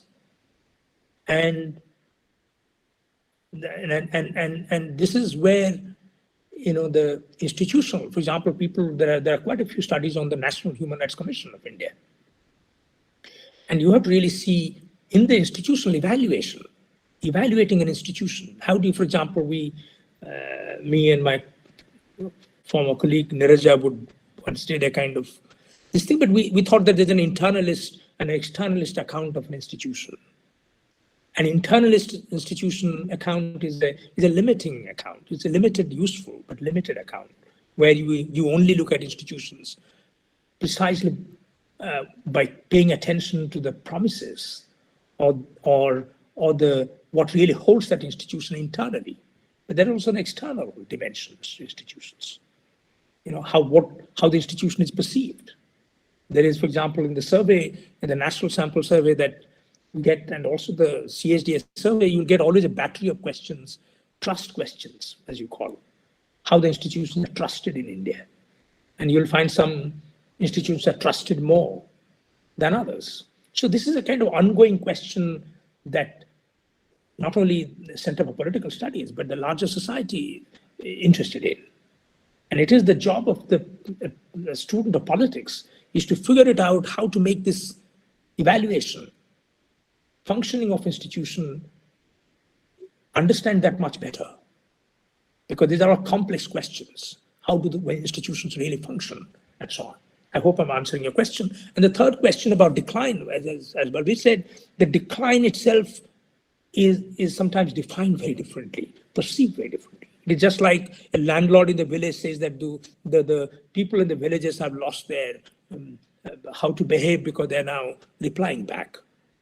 There is a decline in village, kind of morality, if I would put it. But that cannot be a decline from the point of view of the people who are challenging the authority in the society and stuff like that. So institutional decline, how, I think we have to have a bit of granular understanding apart from our theoretical understanding of where the decline is and why and how and when. These questions are very important for institutional analysis. And about, of course, Amir's question was directed to Balbir, but institutions are the kind of fabric of how you can call it, through which you build your collective life. Democracy requires institutions. But democracy also requires a few other things. For example, Ambedkar's last final rumination, it talks about constitution also for better functioning requires a better society. It requires better inculcation of values. It requires a better sense of connection, what the Ambedkar's greater emphasis on fraternity. Or at some places, Ambedkar would say, you will get the institution depending on what kind of people are manning or managing your institutions. So often in the institutional literature, some of these things are not presented like that. But you could see that institutions are also kind of important because they are like the elements through which you govern and governed, also ask questions and things like that. So that is why, despite the fact that institutions are captured time and time again, and institutions don't deliver, institutions feel deeply alienating. Institutions feel, kind of overly kind of anti-people. And still, we are very out of time, Professor. An important challenge. And finally, I think the politics of knowledge that Bhupendra raised is an important question. My own personal view, I can only say that because I'm also an academic, the knowledge about politics is not fully concentrated in academic institutions. Knowledge of politics is also distributed beyond academic institutions. Politics is everybody's affair. If politics is only affair of the political scientists, then that will be too bad for society. So it is too important subject to be entirely monopolized by political scientists. So the fact of the matter there, but it's an important question about the politics of knowledge as to how and what we study and why. And one of the reasons why CPS and JNU was based on my experience as both a student and faculty, is that not merely we ask this question that in terms of what we study, but how we study. Greater degree of reflexivity, greater degree of looking at our knowledge sometimes with a lot of questions and doubts. That in fact makes this kind of thing interesting rather than. So Mahapatra will have Yeah, to I'll move. stop here. Yeah, thank you. Professor Swan, you also presented your self-reflections were very helpful in understanding, study of institutions. Your final word. Yeah, thank you. I just want to reflect on the institutional decline and how majoritarianism at the local level might, in effect, tell us about the larger, frame of making sense of how this local majoritarianism spill over to larger regional as well as federal level. I think one of the things that we as academics need to do is to engage more actively, but in our public engagement, to dispel some of the misconception about jurisdictional confines of institutions. I think because there is so much of misgivings as well as misconceptions about graded autonomy structure in Northeast India, and for that matter, other parts of India, there is a palpable sense of insecurity in the minds of these majoritarians that, giving autonomy to local communities, in effect, have larger implication on the national unity or national integrity.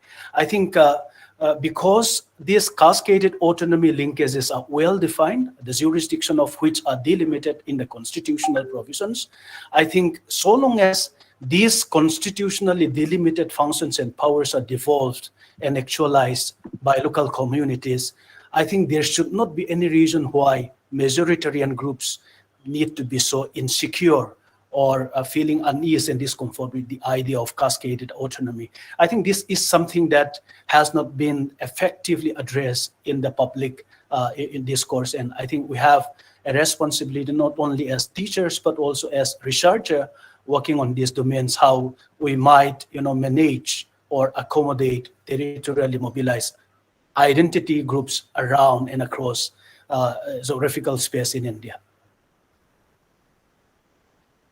Thank you so much. We are well beyond time, and I'm really grateful to all three speakers, eminent speakers, and very pointed questions. I'll just stop by repeating what Professor Arora said, that magnitude of the moment should not paralyze us. Actually, we need to be optimistic in terms of thinking newer ways of addressing the concerns, because the CPS, which has been at the forefront of academic excellence, and also very brave set of academicians over here, we need to, these are the moments where we need to rethink our methods, address the concerns, fine, and work on institutions in a way so that we can make sense to the students who are coming up, because ultimately we owe it to our students. So how to explain the moment to them, how to see that institutions work in certain normativity would come in. So let's rework our understanding and strengthen the discipline as well. Thank you so much.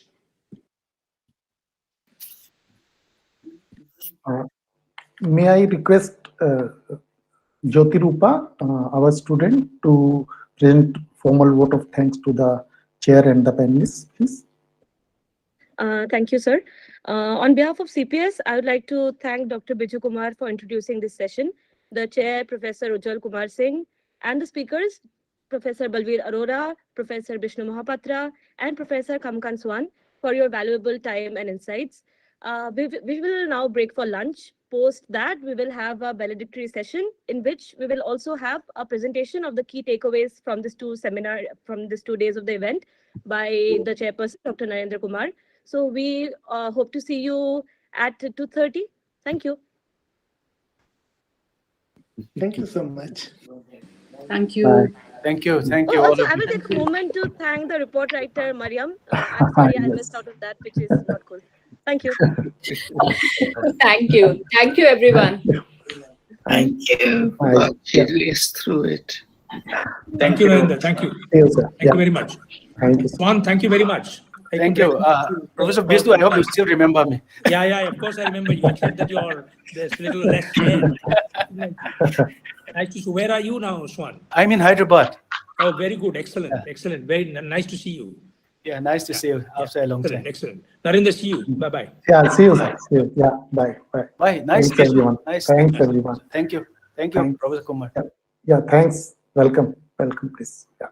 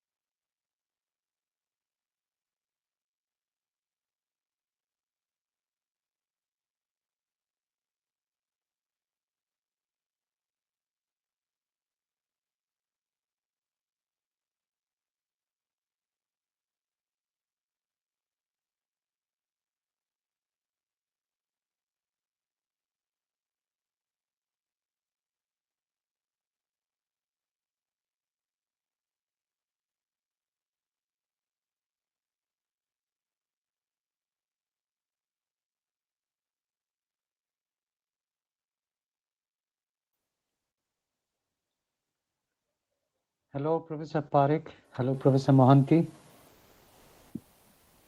Hello, Hope hello. you're doing- Rajesh. Good to see you. Good to see you. Yeah. Bhikhu Bhai, how are you? I have been seeing you last 2 days. Can you hear me, Bhikhu Bhai?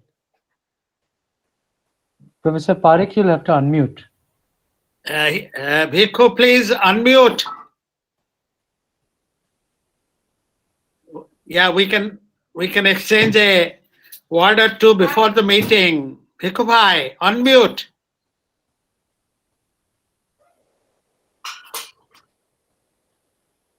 Professor No, Parekh, you are still muted. there's a Rajesh. sign with a mic. Yeah. Let me get my assistant. No, unmute karwa. Thank you. Now it's unmuted. Yeah. How are you? I have been. I'm we have ready seen now. each other, I think last 2 days. So it's what 10:30 in the morning. Right? What time is it in England? No. Can you hear me?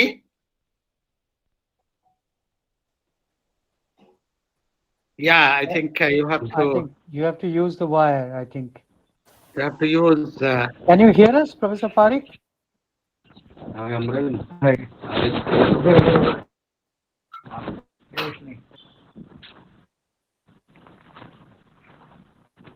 Yeah. Can you hear Yes, now? you can hear us. You Okay, can so hear. Can you hear us now? I unmuted. Yeah, good. Now we can hear you. I said I have been seeing you last 2 days in this forum online. You see me virtually, not physically. Virtually, yes. Unfortunately, only virtually. But that's better than not seeing you at all. Hello, sir. How are you? Rajarsi is saying hello to Bhikhu Bhai, I think. that is Sudhir, but I am also, saying hello to Oh, Professor sorry, Parekh. Sudhir. I am saying hello to both of you. Yeah, hello I am Sudhir. saying hello to both of you. Yeah. Okay. Yeah. How are you, sir? Fine. Monty sir, good afternoon. Indrajit is here. Oh, Indrajit, how are you? Good to hear your voice. Nice to see you. Great. Are you in Delhi, Professor Mohanty? Yes. Last Okay. 2 years stuck in Delhi. Due to the corona. Yes. I hope you're keeping fine. Now fine, almost. Yeah. Okay, good. How are things in UK, Professor Parekh? Hello? How are things down in UK? Can you hear us?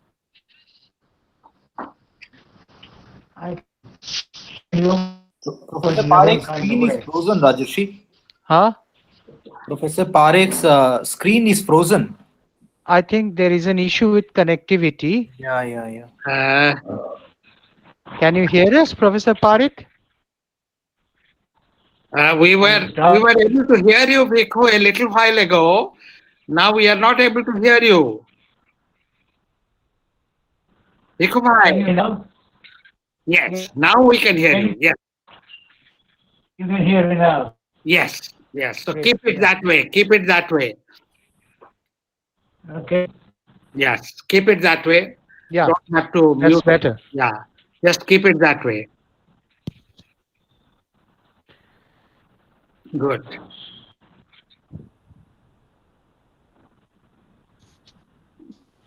Well, it's 2:30.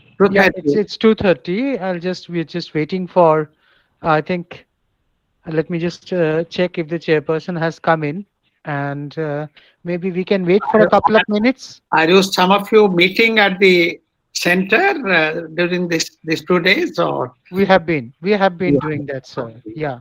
Okay. Not all of us, but some of us have been occasionally going to the center. No, these 2 days. Yes. Yes. Okay, okay, Yeah. oh, very good. I went day before yesterday. Okay. Yeah. Yeah. So let me just call up Professor Kumar and see if we should be starting the session right now. You got it, no?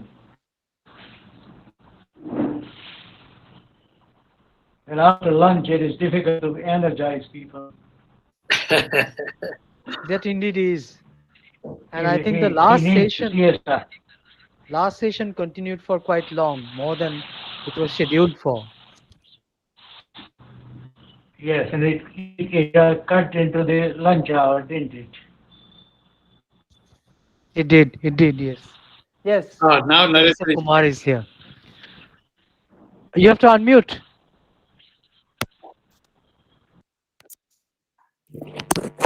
Yes. Yeah. Good afternoon, everyone. Sorry, it's little delay because the students who are managing the affair, they went for lunch and they are little late. So we can wait, let's say, for 2 to 3 minutes more. Sure. So sorry for this delay. Yeah. Then I'll take this occasion to say good afternoon, Professor Mohanty. Papia here. Oh, is that Anupama? That Who is is- Anupama. This is here. It is me. Oh, Papia, how are you? I'm good. Good to see you after a very long time. I've been hearing your questions, introductions these 2 days. Thank you. Great. Great to see all of you on the screen at least. Yes. Even though I'm also in Delhi, I have not ventured out very much. I know. I came to know from Ginny that you are here only. Yeah. So yeah.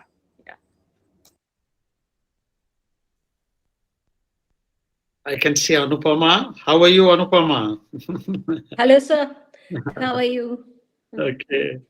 You know, in this Google Meet, I don't know how to see everybody. No, my laptop takes time to settle down. So it will take a couple of minutes for me to be able to hear No, but everybody. sir, that is actually a problem in Google Meet. Unlike Yeah. where you can Only about 6 to 8 who are on the main screen. you can increase the number which you can see. How? You see those 3 dots next to the phone kind of symbol. Yeah. Just click on that. Okay. And then go to change layout, the second option from the top. No, it says breakout rooms, polls, Q&A, and what's boarding? Whiteboarding. There is nothing else.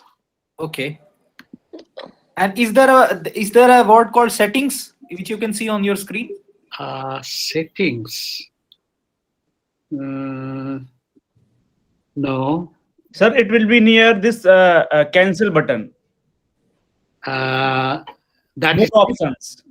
more options. Okay. Yes, sir. Yeah, that's the one. Yeah. Yes, sir. So change layout. Okay. Yes. Click on change layout. Okay. And then if you see the second option from the top is called tiled. Tiled, exactly. Yes, you click on tiled and then at the bottom you see a scroll bar. Yeah. You increase the number of the people which you can see. Oh, really? Lovely. To the maximum. So it will show how many tiles you can see on your screen. Okay. So you can't see all, but still you can see many people. More. Okay. Oh, lovely. Did it work? That's better. Yeah. Oh my God. Yes. Thank you. Thank you. My last lesson was from my younger granddaughter. And the next one is this one. Who was guiding me? Sudhir, sir. Sudhir. Thank you, Sudhir. Sudhir and Bhupendra. Bhupendra was also there. Professor. Okay. Bhupendra is also here. Bhupendra is a PhD student in CPS. Yeah. Okay, Bhupendra. Thank you, Bhupendra. Yeah, you have been asking very interesting questions. Yeah, challenging ones. Thank you, sir. Thank you. Okay. There are other PhD students on your screen, sir. Okay, great. Abdul Mateen, who is now at Jadavpur. No? Yes, yes, Vyasa Sogarwal, no, who is part of the committee, the technical committee. So Okay, great. Nice to see everyone. Hello, good afternoon, sir. Hello, ma'am. Hello, hello. Hello, Abdul. How are you doing? I'm good, sir. How are you, sir? Surviving here. Good afternoon, Abdul. Good afternoon. Hi, Good Jigyasa. afternoon. Good afternoon. Hello, Papia, ma'am. Sudhir sir is Jigyasa is doing sitting in more. the library, it seems. Yes, I'm in the DSA library. And Sudhir sir is doing much more than just surviving. No. I haven't really done anything. Pradipto is Professor Datta is also there. Yeah. On our screen. Hi, Manu. Hi. Hi. Hi. Hello. Hi, Anupama. Hello. Hello, Professor Datta. How are you? Pradeep, your Hi, Sudhir. 5 All minutes surviving. share remark needed a full seminar. That was great.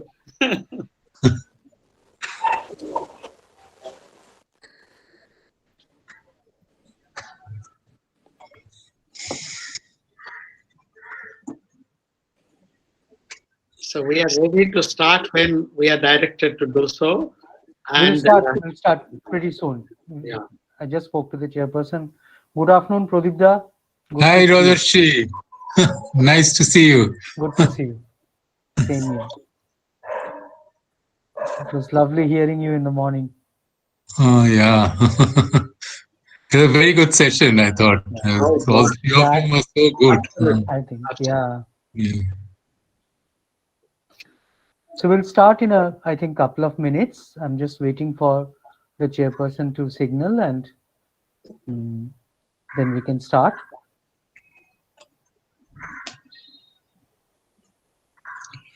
So how are you keeping, Pradipda? Surviving. Surviving like the rest of us. Yeah, no, well, actually. Much better than surviving. Yeah. But, The surviving is also good, just carry on. Just carry on. yeah, absolutely. Like mother courage. Absolutely. Absolutely.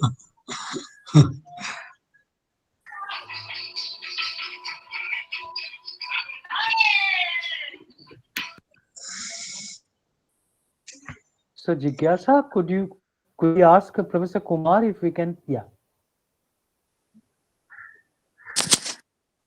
Yes, sir. If you'd give me like a couple of Sure. seconds, yes. So let's just wait for a couple of minutes, sir, and yeah.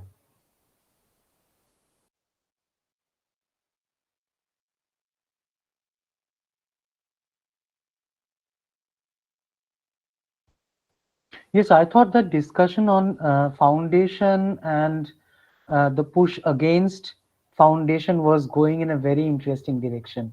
Yeah, I we thought had so more too. time. Yeah. Yeah, it needs to be talked through actually. Yeah, and fleshed out. Yeah. Uh-huh. I was remembering some of the discussions we had during that volume which came out from ICSE. That's right. Yeah. And the Yeah. difference between thought and theory and Yeah. Actually, we also discussed India, no? We did, yeah. And the session after that, the session on institution also was, I think, fascinating. Very good session. Yeah. Very good session also. Yeah.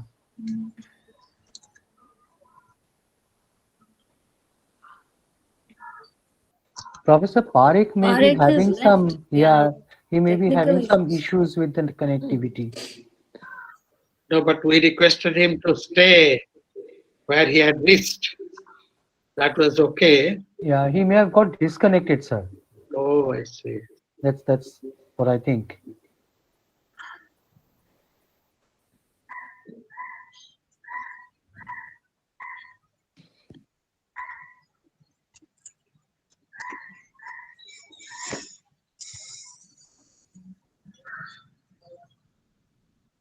And I have a request to whoever is introducing. Yes, sir. Don't take more than a minute. I'll keep it short. Don't promise anything, Rajesh. I said I'll keep it short. The shortness is up to me. Sir, Yes. yeah, so Jigyasa. I just had a word with the chairperson. It seems that Professor Bhikkhu Parekh is also finding some difficulty in getting on. That's right. And they are figuring that out. And as soon as he's here, by here we mean on the virtual meeting, we'll begin. We'll So if start. you could, yes, we'd request Wait till the then. audience via you to stay with us. Yes. So, okay. Thank you, Jigyasa. This is to request the audience to bear with us. Professor Parekh is having some issue with the connectivity. So as soon as he is able to join us, we'll start the session. Right? That's the idea. Sure. Okay. Thank you. So a lot of people have joined from outside Delhi. They have, yes, yes, indeed. And from outside India? Of course. I'm not sure. Yeah. Well, apart from Professor Parekh, maybe a few others, I'm not sure. But No, Professor Rodriguez is also not in India. yes. And he's in a different time zone. Yeah, probably. Yeah. Where is he? I can see Dr. Parikh's icon. No, there's the Is he thumbnail there? is there. Okay. Yeah. He's there, but he's muted. Yeah, and Are you can't able see to hear us, Bhikkhu? Hello? Bhikkhu Bhai, Manu here. Can you hear us? No, he's not able to respond.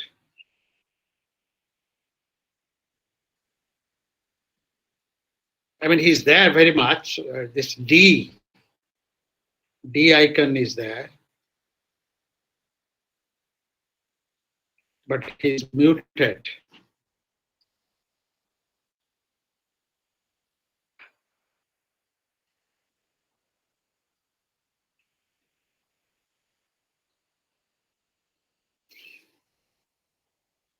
I don't see him in the list of people though. Anupama, can you see him in the list of?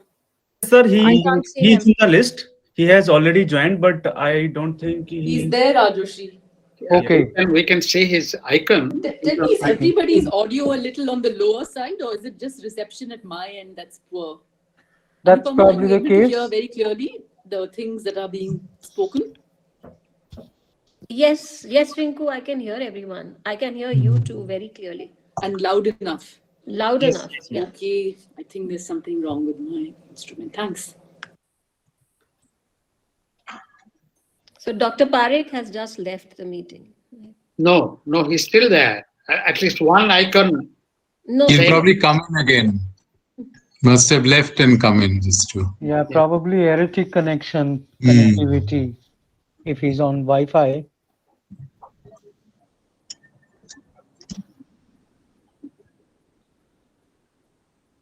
And if there is a power shutdown, as we had in the morning for about a minute, because between our municipal supply and the generator, there is a half a minute gap.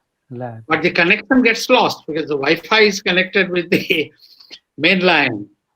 So by the time I switched on my mobile, I lost 2-3 minutes. I think Valerians towards the end.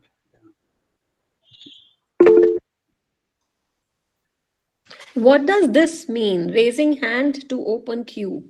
I haven't been able to figure that out. Somebody just All the raised- people who want to ask something or have something to say, you can see the list.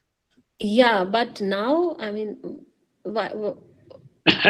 Probably by mistake. Hangover from the last session. Could be, yeah. So I just thought that somebody was waiting to be let in, but there can't be any queue.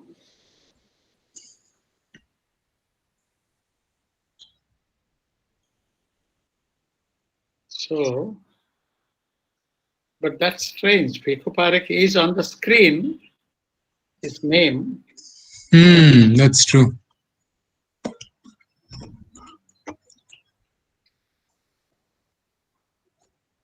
He's not on WhatsApp, is he?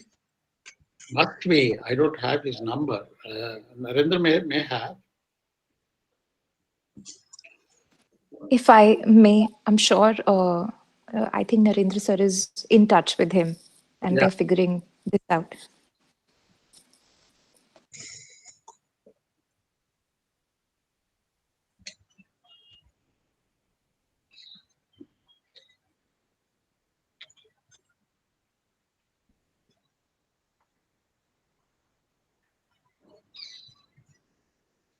On the first day, first session, I think about 225 or 250 people had joined, right? I don't Yes. recall. More than 300. Were there so many, Papya? Yes, Anupama. I counted till 257 and after that I stopped. Oh, I see 257 only. Acha. I noticed only about that. Yes, sir. It was more than 300. More than 300. Yes. Oh, sir. more than 300. I see. Okay. Some may be watching on YouTube also, no? So they may not be logged on. Yeah, Rinku, you are right. In fact, yesterday I got so many requests from people who could not be present. They wanted to watch the recording. So then finally, when Supriya sent, I posted it that yes, now you can see the recording. So Okay.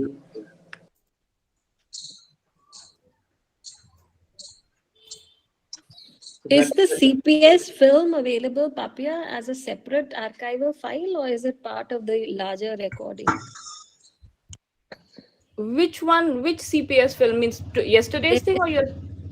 There was a film that a 10-minute film that people told me that they saw.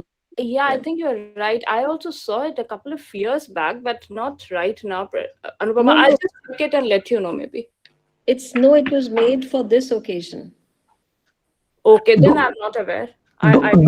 Do we have Professor Bhiku Parekh? Yes, sir. He is in the list, but we can't I don't know. He was in list. He's there already there. Yes, sir. Because we are not able to listen to him, and I think neither he is able to listen to us. Yes, Some sir. issue. Oh, a little while ago, he was able to listen to us. And Yeah. Right. Somehow, I don't know. What Can is we do it? the Did YouTube you thing call with him? Jigyasa? The thing Yes, that we ma'am. did with Rahul Mukherjee? But Is at that least, possible? ma'am, with Professor, The YouTube. that is fine, ma'am. But he'll only be able to listen to us. We will anyway will not be able to listen to Professor Bhiku Parekh. In this case, there is no communication both sides. With Rahul sir, at least we were being able to hear him yesterday, which is not the case with Well, he Professor can speak. Parekh. Professor Parikh then can speak on WhatsApp, and you can play that. I mean, you can connect that. He can. There are 2-3 ways. One could. He usually gives a call to his son, who comes and connect the things for him. Yeah. I think he might be doing that.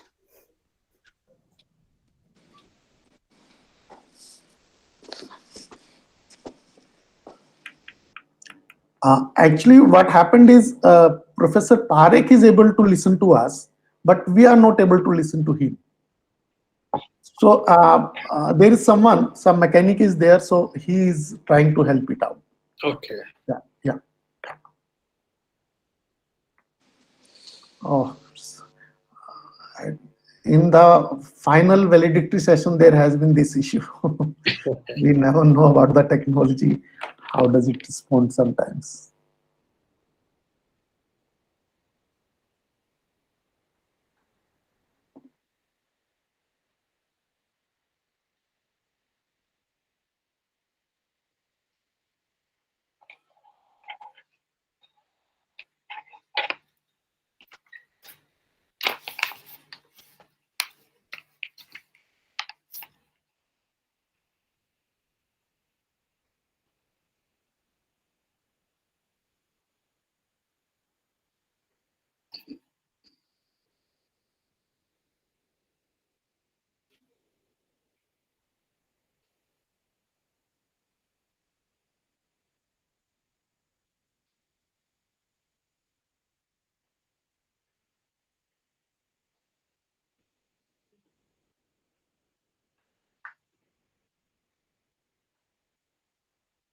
होगा ना?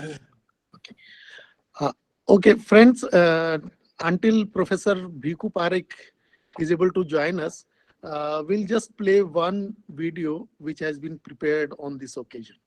So I would request the team to play the video, please.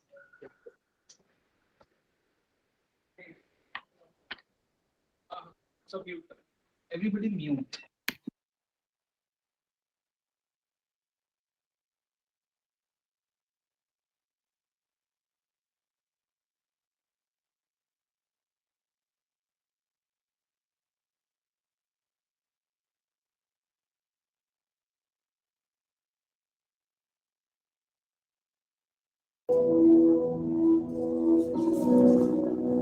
I think it's my pleasure that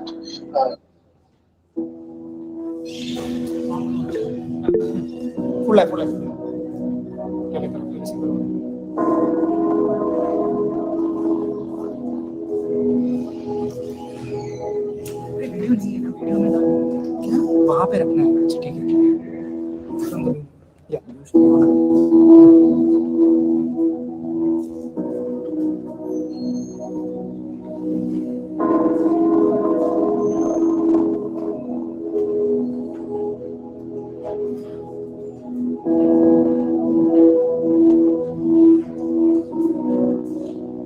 I think it's my pleasure that the event that is 50 years of CPS is coming. I have been a student of CPS in 1990s, and it's almost like a privilege when we are celebrating 50 years. Then I happen to be the chairperson.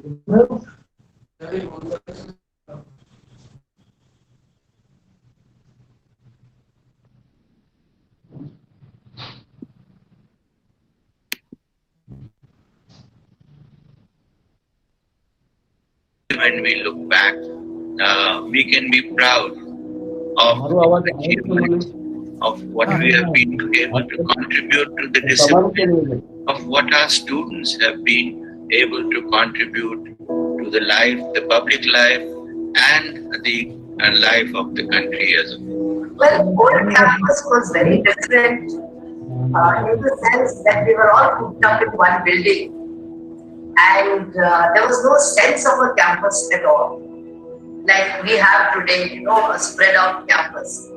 And also in CPS, many of us shared rooms. I shared a room with citizens.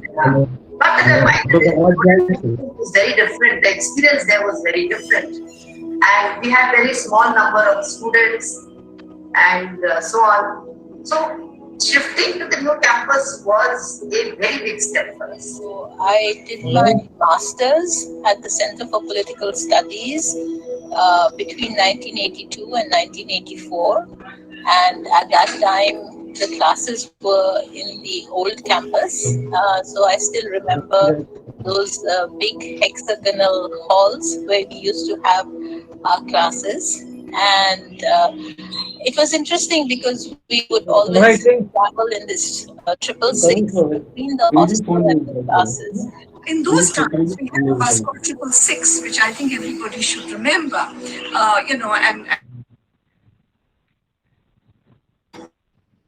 and us.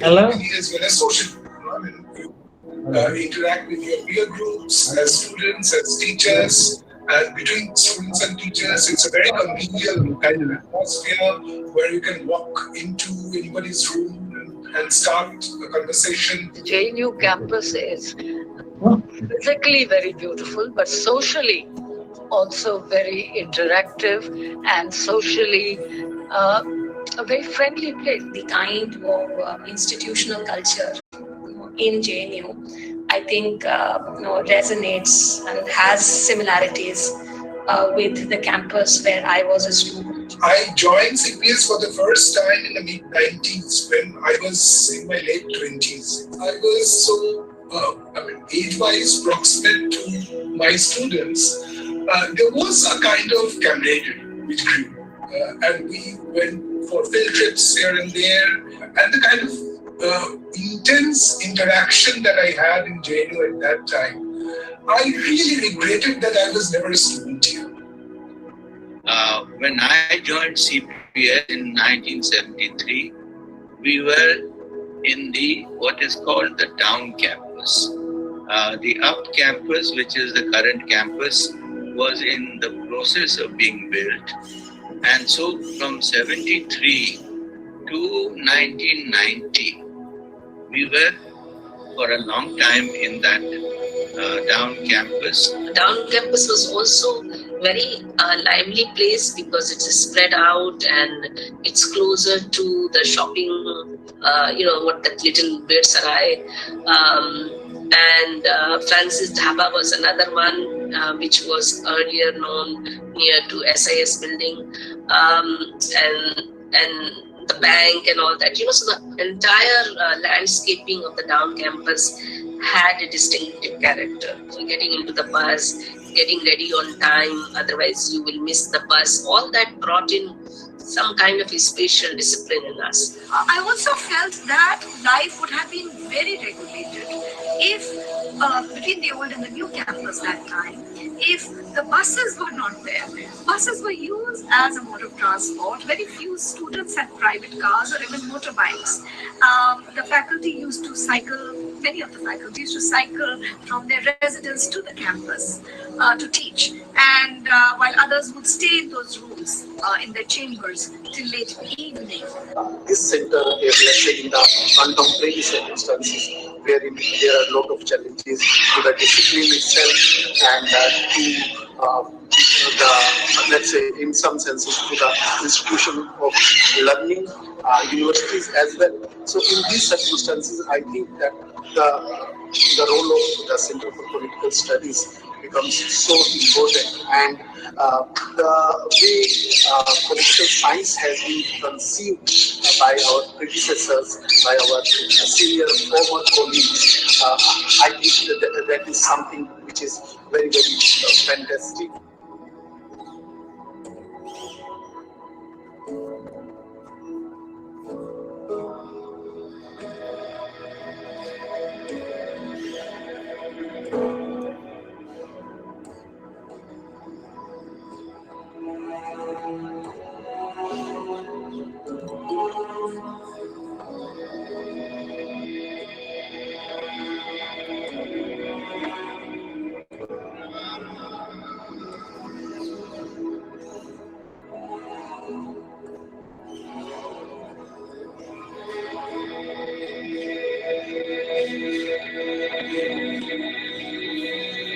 The visual and verbal political culture disseminated through posters, and very, very creative posters, very, very artistically powerful posters that have been in circulation by different organizations.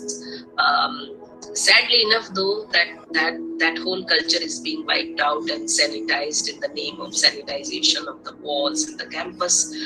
But I think that was the first lesson into the politics of protest or the political culture of the institution. When you came to the campus or you came to the center or school and you looked around as if every wall spoke to you about what was going on in the world at that time, what were the issues of concern that you as a citizen must know and participate. Well, political science is obviously part of the larger social sciences. Central feature which distinguishes it from the other social sciences is the notion of power. How power is used by one actor over other actors at national, international, local levels. Also, there is this whole question of who gets what, when, and how, political competition, and so on. But having said that, I would say that over the years in CPS and in SSS, I think we have all developed, I would say this of most faculty members, a much wider view of political science. The term political science means the study of politics political processes, political theory, political ideas, political institutions. It's basically the study of ideas and politics.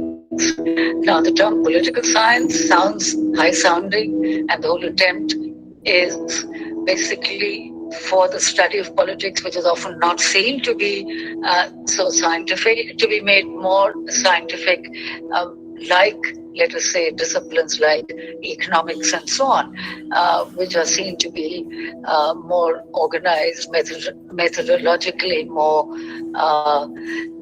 refined in some ways. We were teaching political science in a new way, different.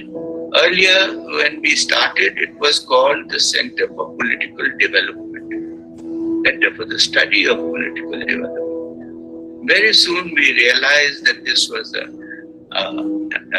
sort of a methodological trap, and we didn't want to be trapped in this concept of political development.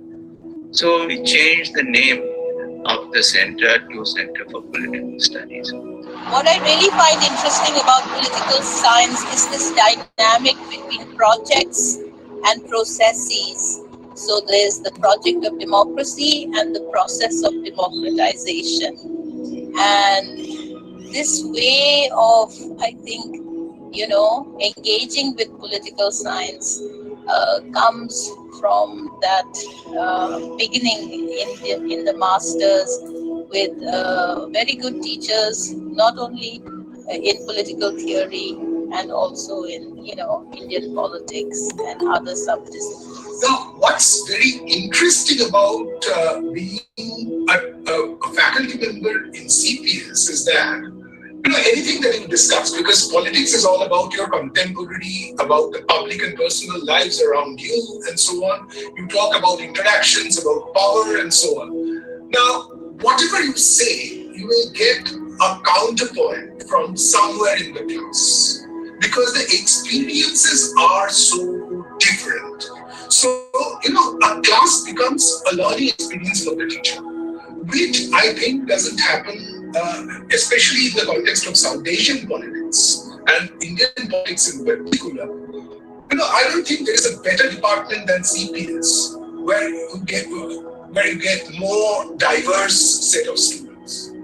Center for Political Studies, looking at political studies as something that draws from life experiences, and how, in particular, one looks at the processes through which power is aggregated in societies, how in its multifarious forms it is experienced, and the ways in which, through democratic practices, it is sought to be rolled back. And the thrust, of course, is how democracy itself can be lived and structured in institutions through practices. One of the incidents wherein we were in the class and Professor C.P. Hamid actually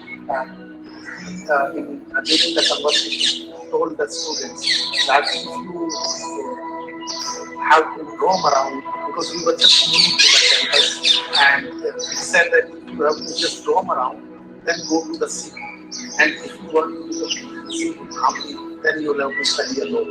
So something of that kind, something which is memorable for me during my masters.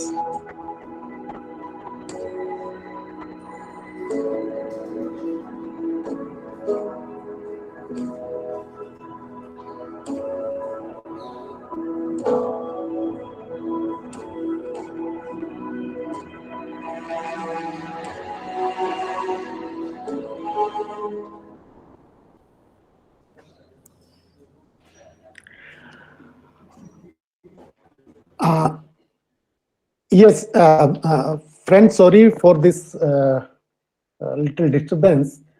Now, I would request Dr. Ajyoti Das Gupta to please introduce the panel and start the proceedings. Thank you, Professor Kumar. I hope Professor Parekh is now online. So without further ado, let me begin by thanking Professor Kumar and the organizing committee for extending this privilege of introducing the eminent chair and speaker of this valedictory session. Over the fascinating sessions that have been spread over yesterday and today, we've been fortunate to look back at the disciplinary trajectory of our intellectual practice and the history of the Center for Political Studies in broad sweeps, intellectually as well as emotionally.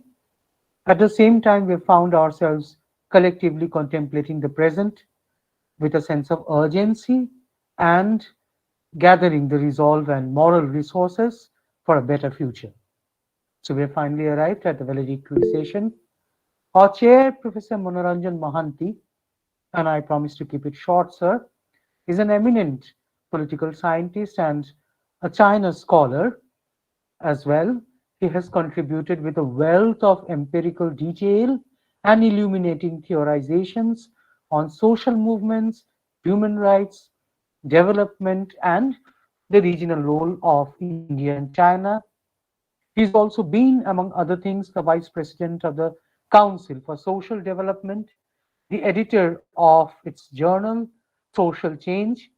He has also been the chairperson of Development Research Institute, Bhubaneswar, honorary fellow at the Institute of Chinese Studies, both of which he helped to found and helped to evolve over the years. Until 2004, Professor Mohanty was the director, Developing Countries Research Center, and professor of political science at the University of Delhi. He has also held visiting assignments as professor in many universities and research institutions, both in India and abroad, including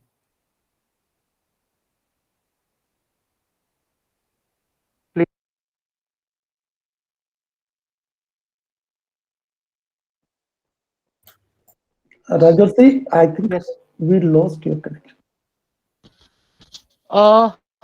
Have you lost my connection?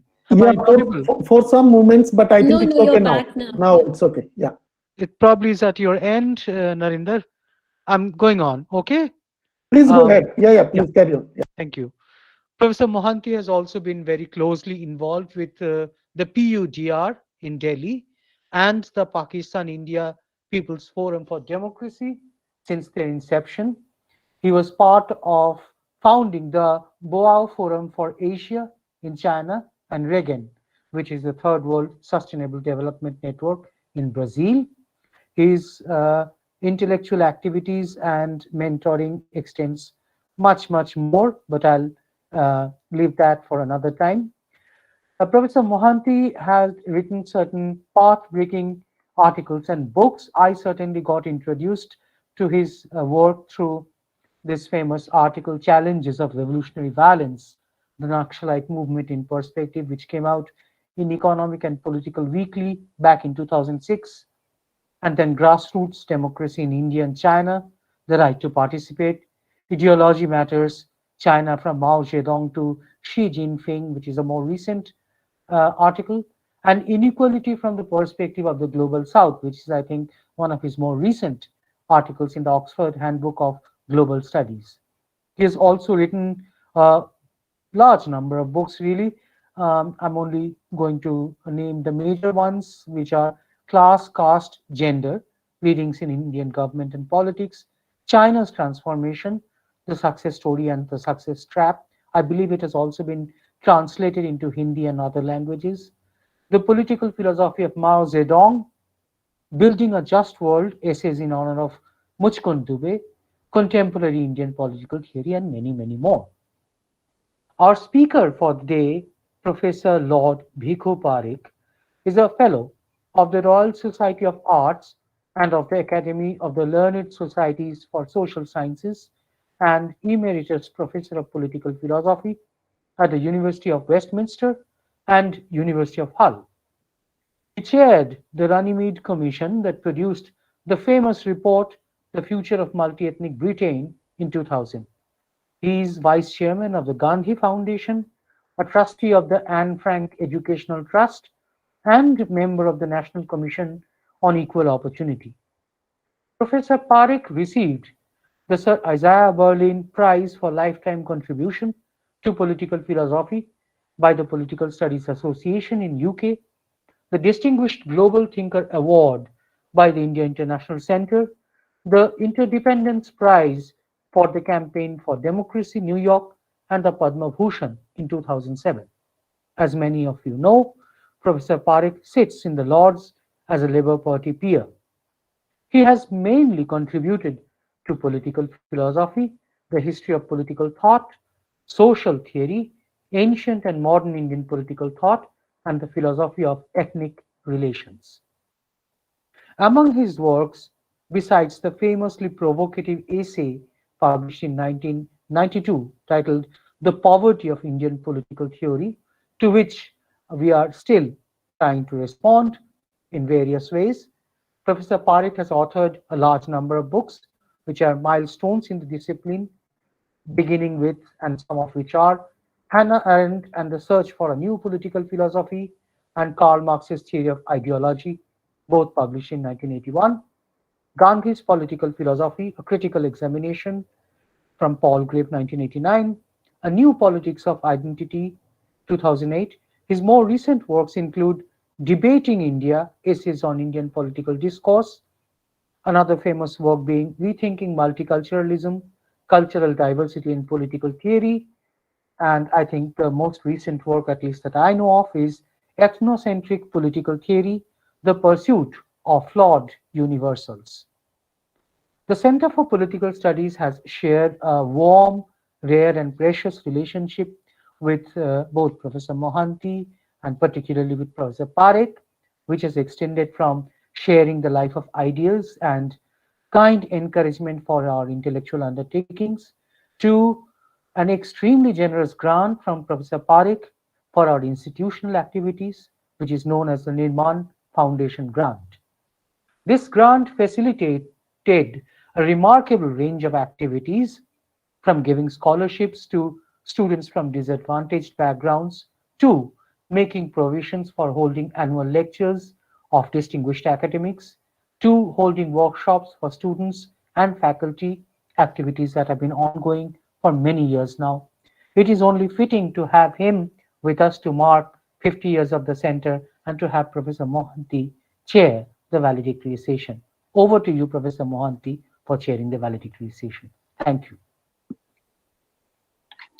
Thank you, नमस्कार, आप लोगों को बहुत बहुत बधाई, and I'm really privileged to chair the session where Bhikhu Parekh, the philosopher and a giant intellectual in the contemporary world, is going to give the valedictory lecture. You know, the other day I said I always feel as an insider in CPS. And, you know, only in one case we had succeeded in getting somebody from JNU to DU, that is Randhir Singh, 1973. But when I hadn't retired, Gopal Guru left my department to join your center. And after I retired, Nivedita Menon, Pradeep Dutt, and maybe some others also, I don't know, they joined JNU. Some people did reflect on the history of our discipline and centers and institutional profiles of DU and JNU.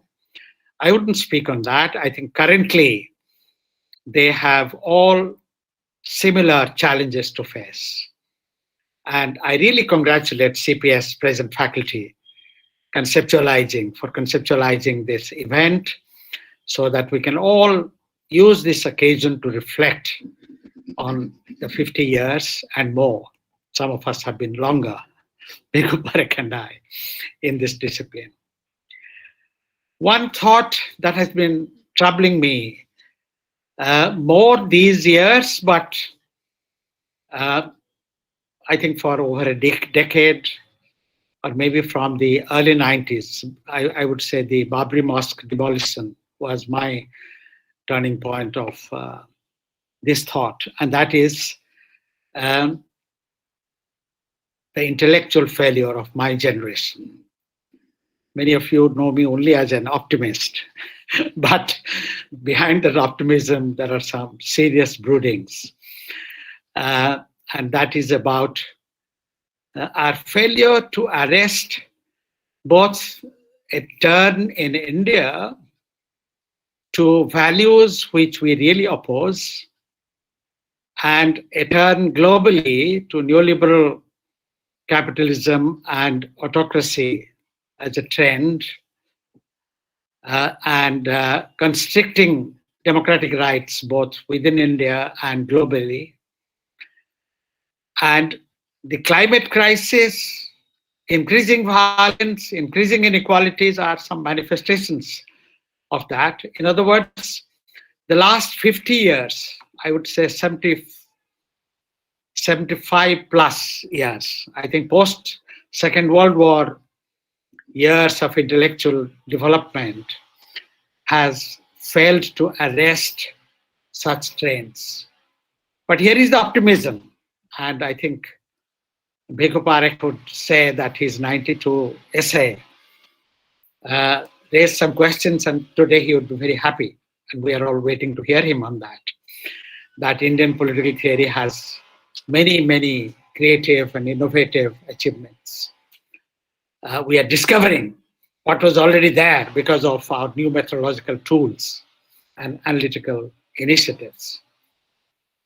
But we have struggled, and I think CPS, DU, Hyderabad University, and many other places, and some old citadels like Madras, Patna, and Allahabad, and Banaras, of political studies, political science, and philosophy particularly, have to now be resurrected. Their debates have to be resurrected. And we have to find answers to these, because the struggles and intellectual reflections, empirical work, theorization, philosophical reflections on contemporary as well as historic have always been the preoccupation of the centers. And that struggle gives us optimism. We struggled against emergency, made civil liberties and democratic rights as a part of the Indian common sense. That is also in danger in India and globally. But the struggle continues, and surely we have something to stand upon.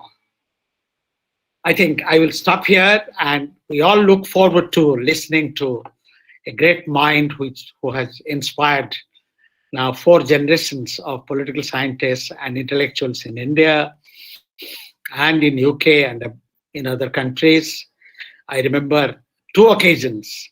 One, that he as Vice Chancellor in Baroda with Thomas Pantham as the organizer of the seminar in the late 80s that he had organized, and one that we hosted him to give the first annual lecture of political science sometime in the early 1980s.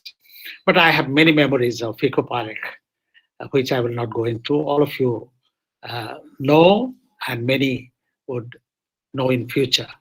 With these words, I congratulate political scientists all over the country that CPS has produced, and I welcome Bhikhu Bhai, Lord Bhikhu Parekh, but above all the political philosopher Bhikhu Parekh, now to speak to us. Bhikhu Bhai, please unmute yourself.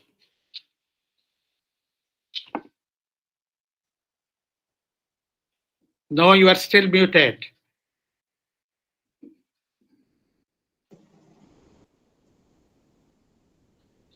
Have we lost Bhikhu Bhai again? Yeah, unmuted. Yeah, okay. So what do we do now? Bolu? Yes, now we can hear you, Bhikhu Bhai. Sir, please speak. We can hear you. You have muted yourself again. Unmute yourself. Unmute कर लीजिए. Unmute.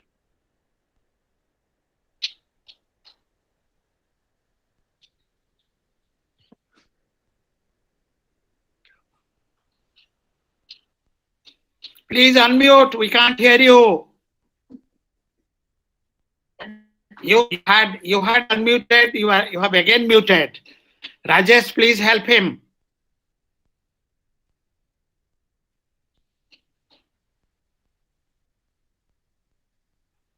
Rajesh, he has muted again. We can't hear him.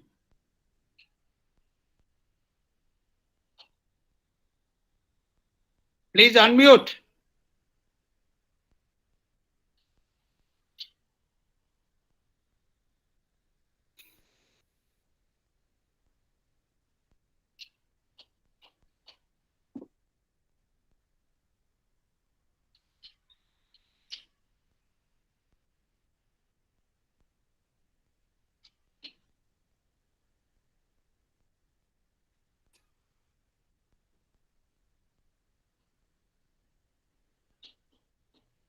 Good learning. Please unmute. You are still muted, Rajesh. उन्हें एक बार फिर से meeting enter करने को बोलिए तब वो ऑटोमेटिकली ही स्पीकिंग छोड़ के तो No. He's very much there. I can see him, but he's still muted. Rajesh भाई, ये आप जो नीचे जो आइकन दिखाई दे रहा होगा, एक फोन का आइकन दिख रहा होगा, एक जो माइक जैसा आइकन जो है और एक वीडियो जैसा आइकन है, तो आप जो माइक वाले आइकन को उस पे अगर क्लिक करेंगे तो वो अनम्यूट हो जाएगा।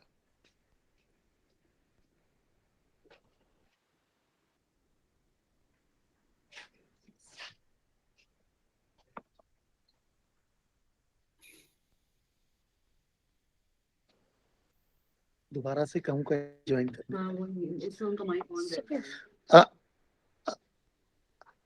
राजेश भाई आप एक काम करिए, आप दोबारा से ज्वाइन करवाइए सर को, एक बार लीव करके दोबारा से ज्वाइन कीजिए। सर को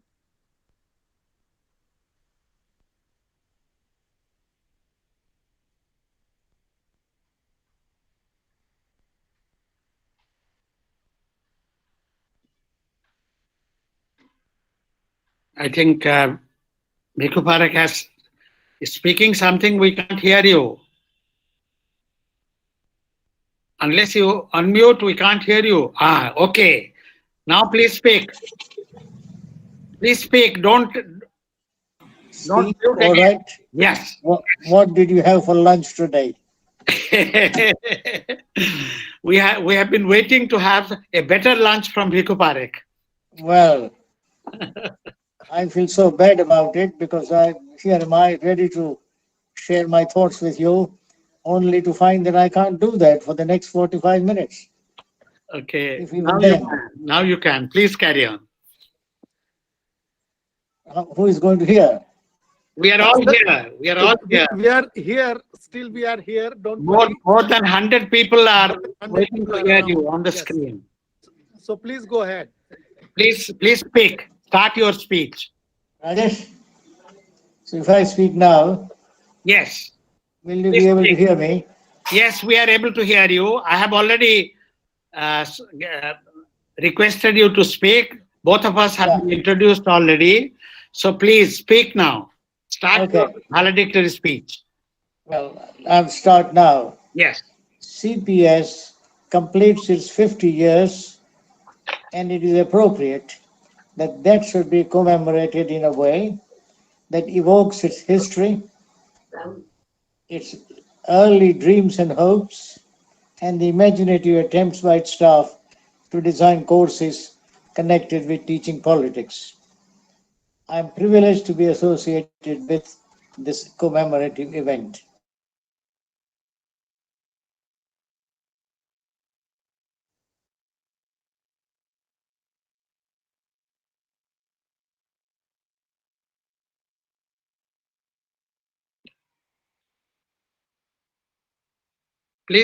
Please carry on. Our member, CPS is our best academic institution for the study of politics.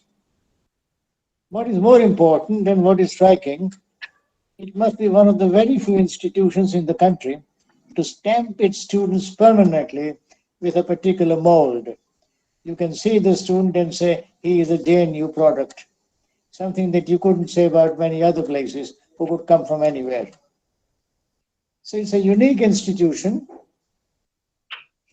capable of inspiring others, but not one that can be copied by them.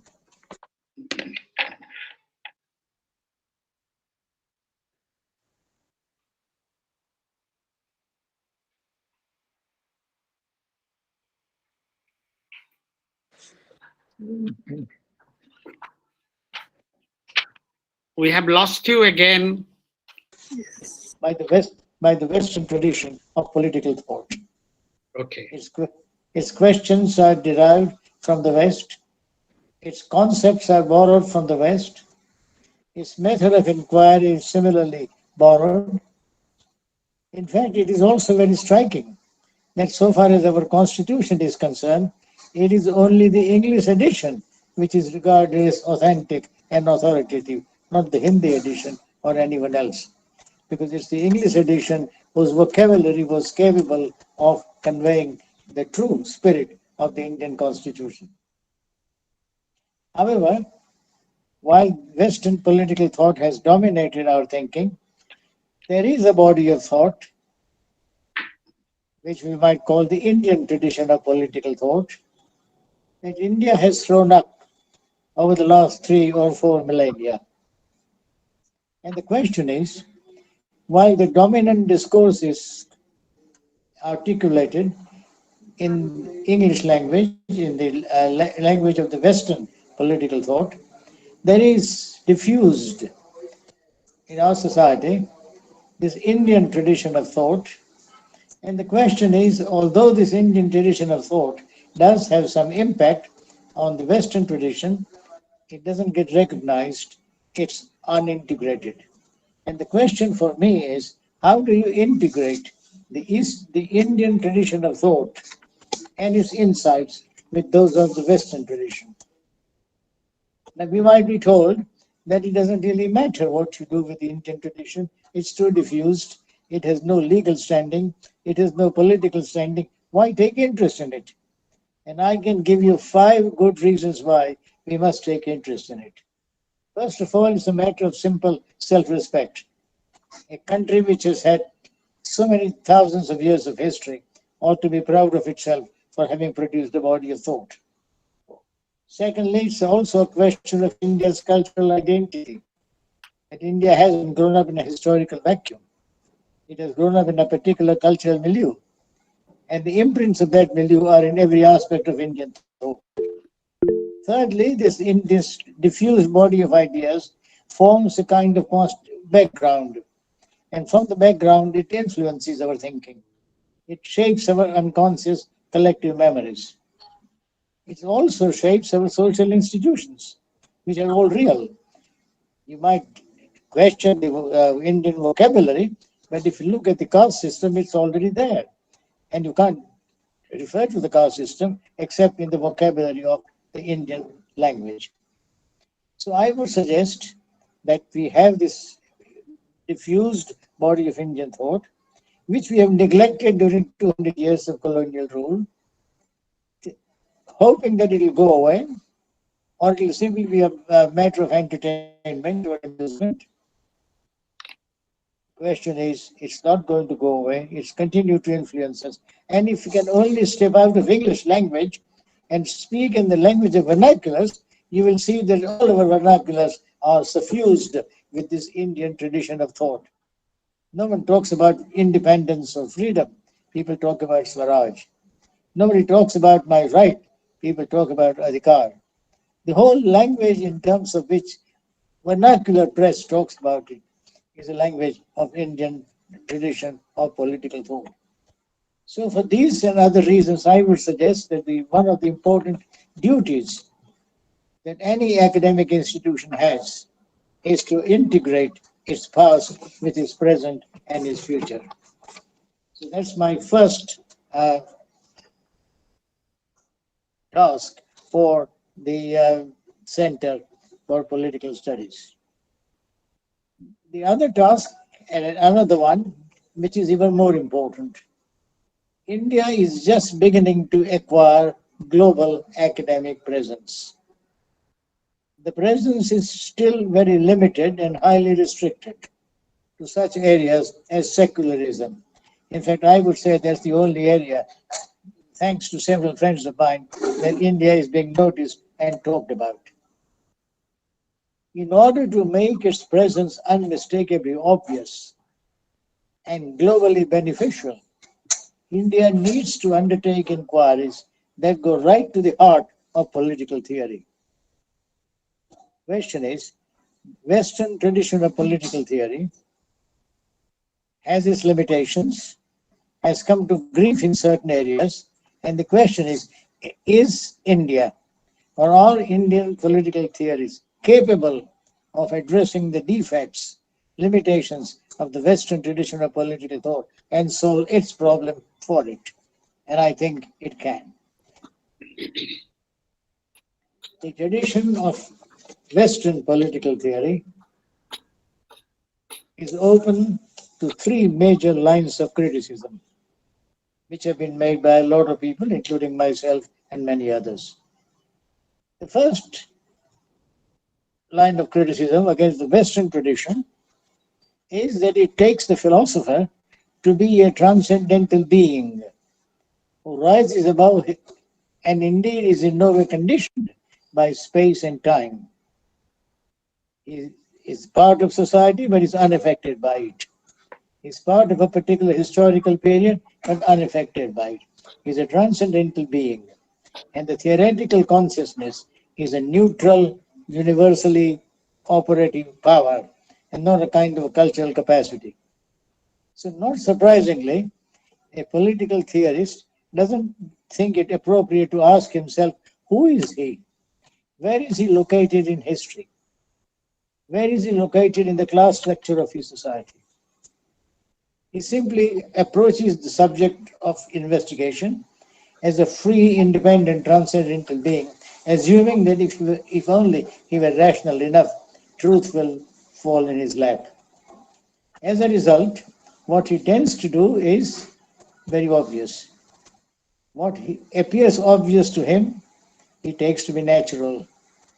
In other words, he universalizes the particular. He absolutizes or naturalizes what is contingent. For example, he finds that in a particular society, such as the modern bourgeois society, human beings are self-interested. He generalizes this into saying every man is selfish by nature. Or he takes Christianity or Islam. He knows that their religion has three characteristics: a God, a prophet, and a text. So he turns to every religion and says, to Hindus, and he says, where is your God? Where is your prophet? Where is your text? Or he turns to Buddhism and asks the same question. And when the Buddhist says, we don't have a God, we don't have a prophet, we don't have a text, his response is, you're all half mad, you can't be taken seriously, you have no religion. In other words, because of this tendency to universalize the particular and to assume that what is obvious to him must be obvious to all must be true in nature, he approaches his subject matter with a considerable degree of arrogance and tends to do a lot of injustice to it. The answer to what I might call ethnocentric bias, the universalizing the particular, the answer to that, of course, is to recognize, for the philosopher to recognize that he is a culturally and socially situated being, limited by limitations, and therefore to open the Western tradition to the presence of other traditions. There are several traditions in the West, but they are all marginalized. Bring them in. Bring in the diversity of the traditions within the mainstream tradition and make it inclusive. And when you make it inclusive, when it is open to a constant dialogue with other traditions, from that dialogue appears the recognition that what you take to be obvious is not so obvious. then what you take to be obvious is problematic. So this is my first line of criticism of the Western tradition of political theory. It needs to de-transcendentalize the philosopher and look at his world from the standpoint of his location in it. The second criticism of the Western tradition of political theory or political philosophy is that it subordinates political philosophy to the demands of philosophy in general. That somehow the philosopher has works out a particular view of philosophy, applies it to politics, and the result is political philosophy. Now, I can't imagine more absurd and confusing way of understanding political philosophy. Because if you develop a view of what is philosophy from outside politics, outside morality, outside everywhere except through your head, then the question is, how is that view of philosophy going to apply to politics? There is also the other problem, that in the applying a view of philosophy developed outside politics to politics, you ignore the particularity of political questions and political concepts. You can't understand political concepts, analyze them in the same way that you can analyze other kinds of concepts. Because political concepts are historically informed, are culturally impregnated, are basically time bound and space bound. There is also the other problem that as long as you talk about political philosophy and think of philosophy as applied to politics, you link politics very closely to epistemology, to logic, to metaphysics, and other things, but not to other disciplines with which it can be even more closely connected, such as psychology, sociology, or anthropology. Because the political theory or political philosophy implies you or entails that you link it with philosophy. There is also the other difficulty that in the case of political philosophy, it is always judged in terms of its philosophical content, not its political content. A political philosophy, by definition, is bifocal. Politics is the subject matter, philosophy is its level of analysis. Therefore, it should be judged by two criteria. It's the penetration of its insights into politics, and secondly, the penetration of its concepts, its insights into human condition and philosophy. So you have to judge it by both its political content and philosophical content. By talking of only political philosophy, you are constantly channeled in the direction of judging it by philosophical criteria and not by political criteria. And the third line of criticism of traditional political theory is that the subject matter of politics is changing and is in fact undergoing profound changes. If you look at what Plato, Aristotle, St. Augustine, Aquinas, Hobbes, Locke, Rousseau, what they all meant by politics and what we today include in politics. Today, politics department includes ethnic studies, migration studies, public policy, political anthropology, public administration, international relations, you name it. So the subject matter upon which the political philosopher meditates, contemplates, is so infinitely varied that you can't simply expect his subject matter to be homogeneous. It is differentiated, it overlaps, it's cross-cutting, and has to be chiseled into courses, as we call them, to form part of a discipline. So what a political philosopher now has to do is to look at these various various areas that he is studying, ethnic studies, migration studies, see their deeper connections and group them into certain manageable disciplines or sub-disciplines. So you might find, for example, that the concept of justice cuts across ethnic studies, international relations, and public policy. So the concept of justice becomes a binding, a unifying concept. Same thing can be done in other areas as well. Now, the tradition of political philosophy has invariably taken the polis, the state, as its framework of analysis. This was unavoidable as long as the polis was the basis of collective existence. This is increasingly ceasing to be the case today. States the world over are increasingly compelled to be locked in a globalizing world. There are common problems they face, like problems relating to nature and climate change and other things.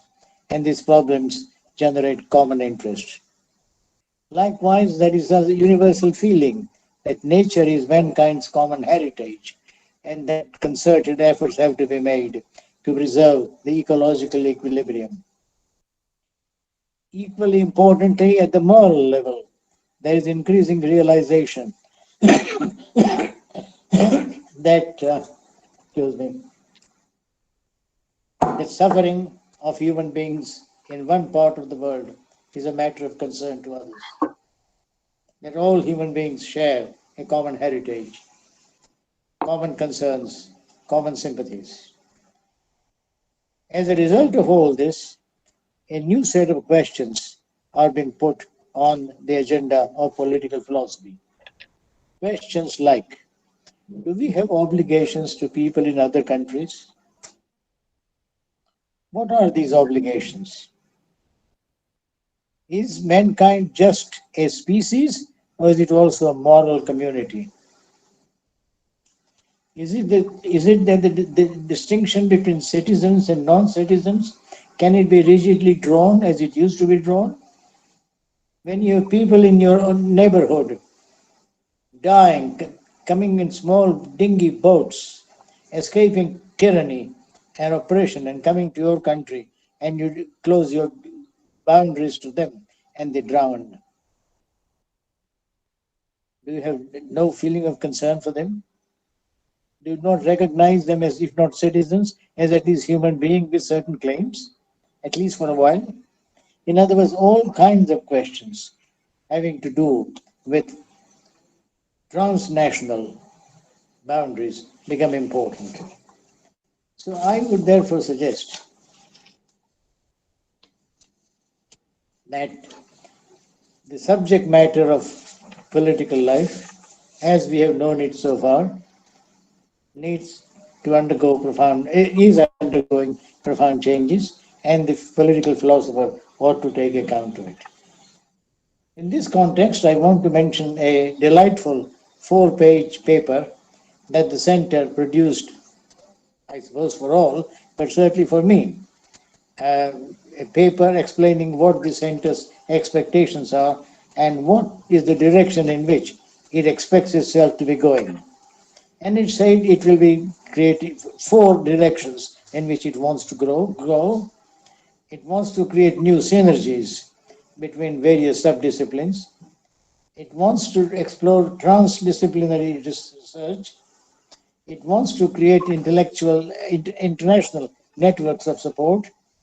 And it wants to look at new intellectual horizons like ecology, climate change, and so on.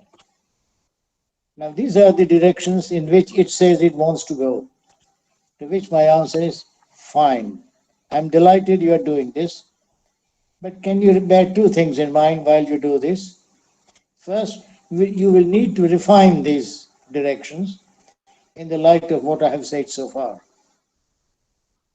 Integrate the past Indian thought that is diffused but still influential.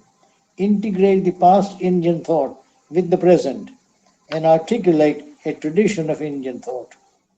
So that you don't merely talk about Indian thought, you also talk about the Indian theory or theories of political thought, and open up the Western tradition of political thought by making space for it, space within it for non-Western thought. And finally, to end, Indian thought, as I said, has so far not had a clear articulation. We have had a lot of people in the 19th century who rose to the occasion and wrote splendid works.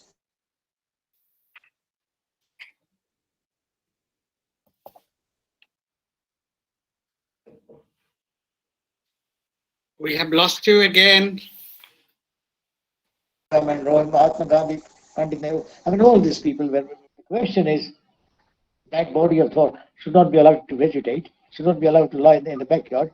It should be critically appropriated and integrated into the ongoing tradition of Indian thought. And once you're able to do this, we'll be able to see a tradition or traditions of Indian thought going back several millennia. Well, with those few words, I stop. And if there are any questions, I'll be happy to answer them. And do forgive me for starting so late in the day. Technology is beyond me, and evidently it is also beyond its own masters who have been helping me. Thank you so much, Bhikkhubhai. That was exactly what we were expecting, hoping to get new insights and some. Well, you're very kind. Some surprise formulations, challenging some challenging ones, and absolutely a great valedictory direction-giving address. I will now open it for questions. I'll just take a minute or two to highlight a couple of points. I think I'm just following Pradeep Dutt's and some other chairs things so that people digest this profound speech in the next few minutes and raise their hands to come and ask questions. I think first, what some people call vernacular languages, vernacular articulations. I mean, I don't like that word vernacular. I think it's a colonial construct. So Indian languages, and there are many. Nothing called dialect either. They're languages. So there are many Indian languages, and if we care to learn them and learn classical languages also, I think in the morning, Vasanthi really challenged so many of us who had studied Sanskrit then forgot, and so on. Anyway, so the Indian languages discourse, I think, is extremely important, and there are many resources that we have forgotten. I think that is the first thing. Second, I think the main task today, and it has come up again and again over the 2 days, but also I would say that is the general problematic of our time. The unit at the bottom seeking connection with the global and claiming universality. So the colonial assertion of particular claiming to be universal and then using the colonial power to impose that is under challenge, of course, very effectively. And that is also leading to some extremities and false situations that is being debated. But I think the ability to see that in different parts of the world, and it's not India and the West, it is all parts of the earth, people seeking to connect with the rest of the world, knowing fully well that colonialism limited those connecting abilities, and modern colonialism under neoliberal connectivity paradigms is again limiting those connectivities. but this seeking to connect with the universal. I don't formulate it as local, global. And there are many absurd formulations like think globally, act locally, again, colonial constructs.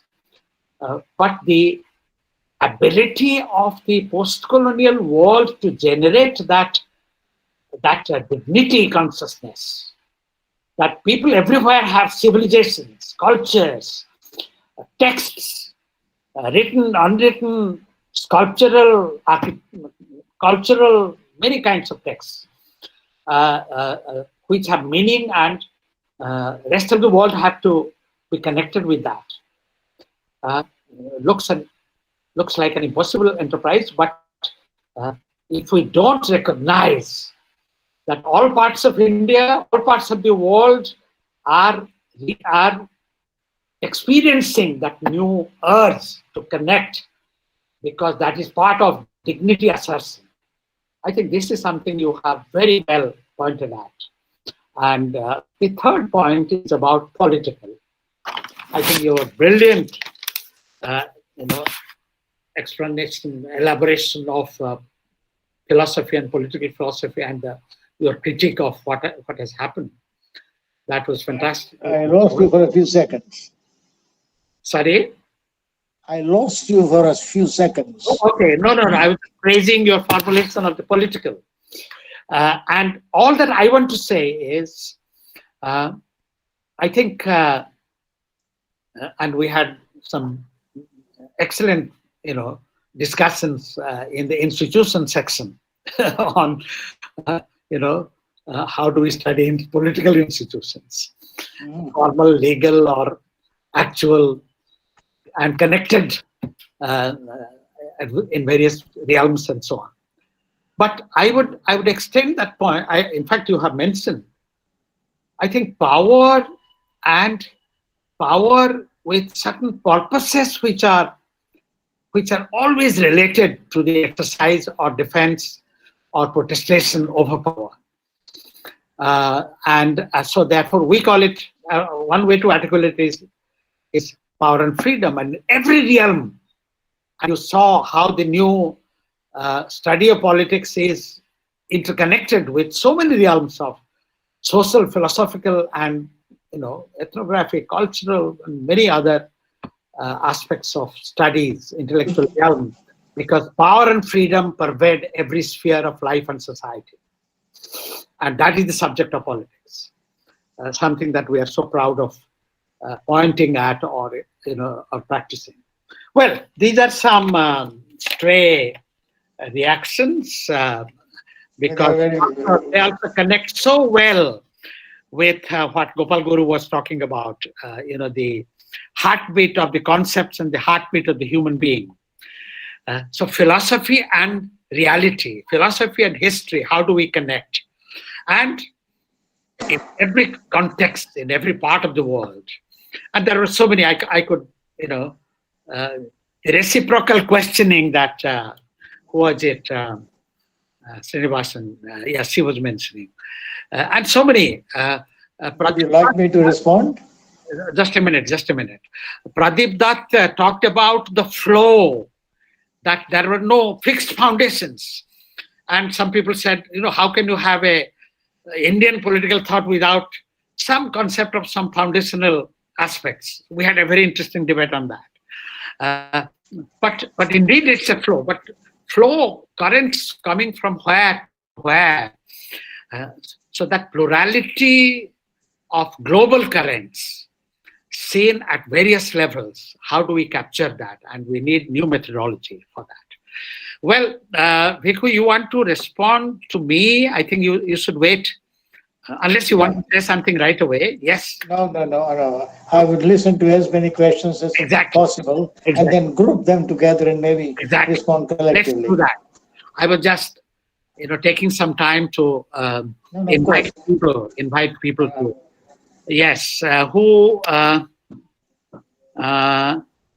Vishnu wants to begin. Okay, Vishnu Mahapatra, please. And after that, Rahul Mukherjee. Yes, Vishnu, please. Okay, thank you, Professor Mahanti. Thank you, Bhikkhu Bhai, for this absolutely extraordinary presentation. And I just want to take one set of ideas forward. And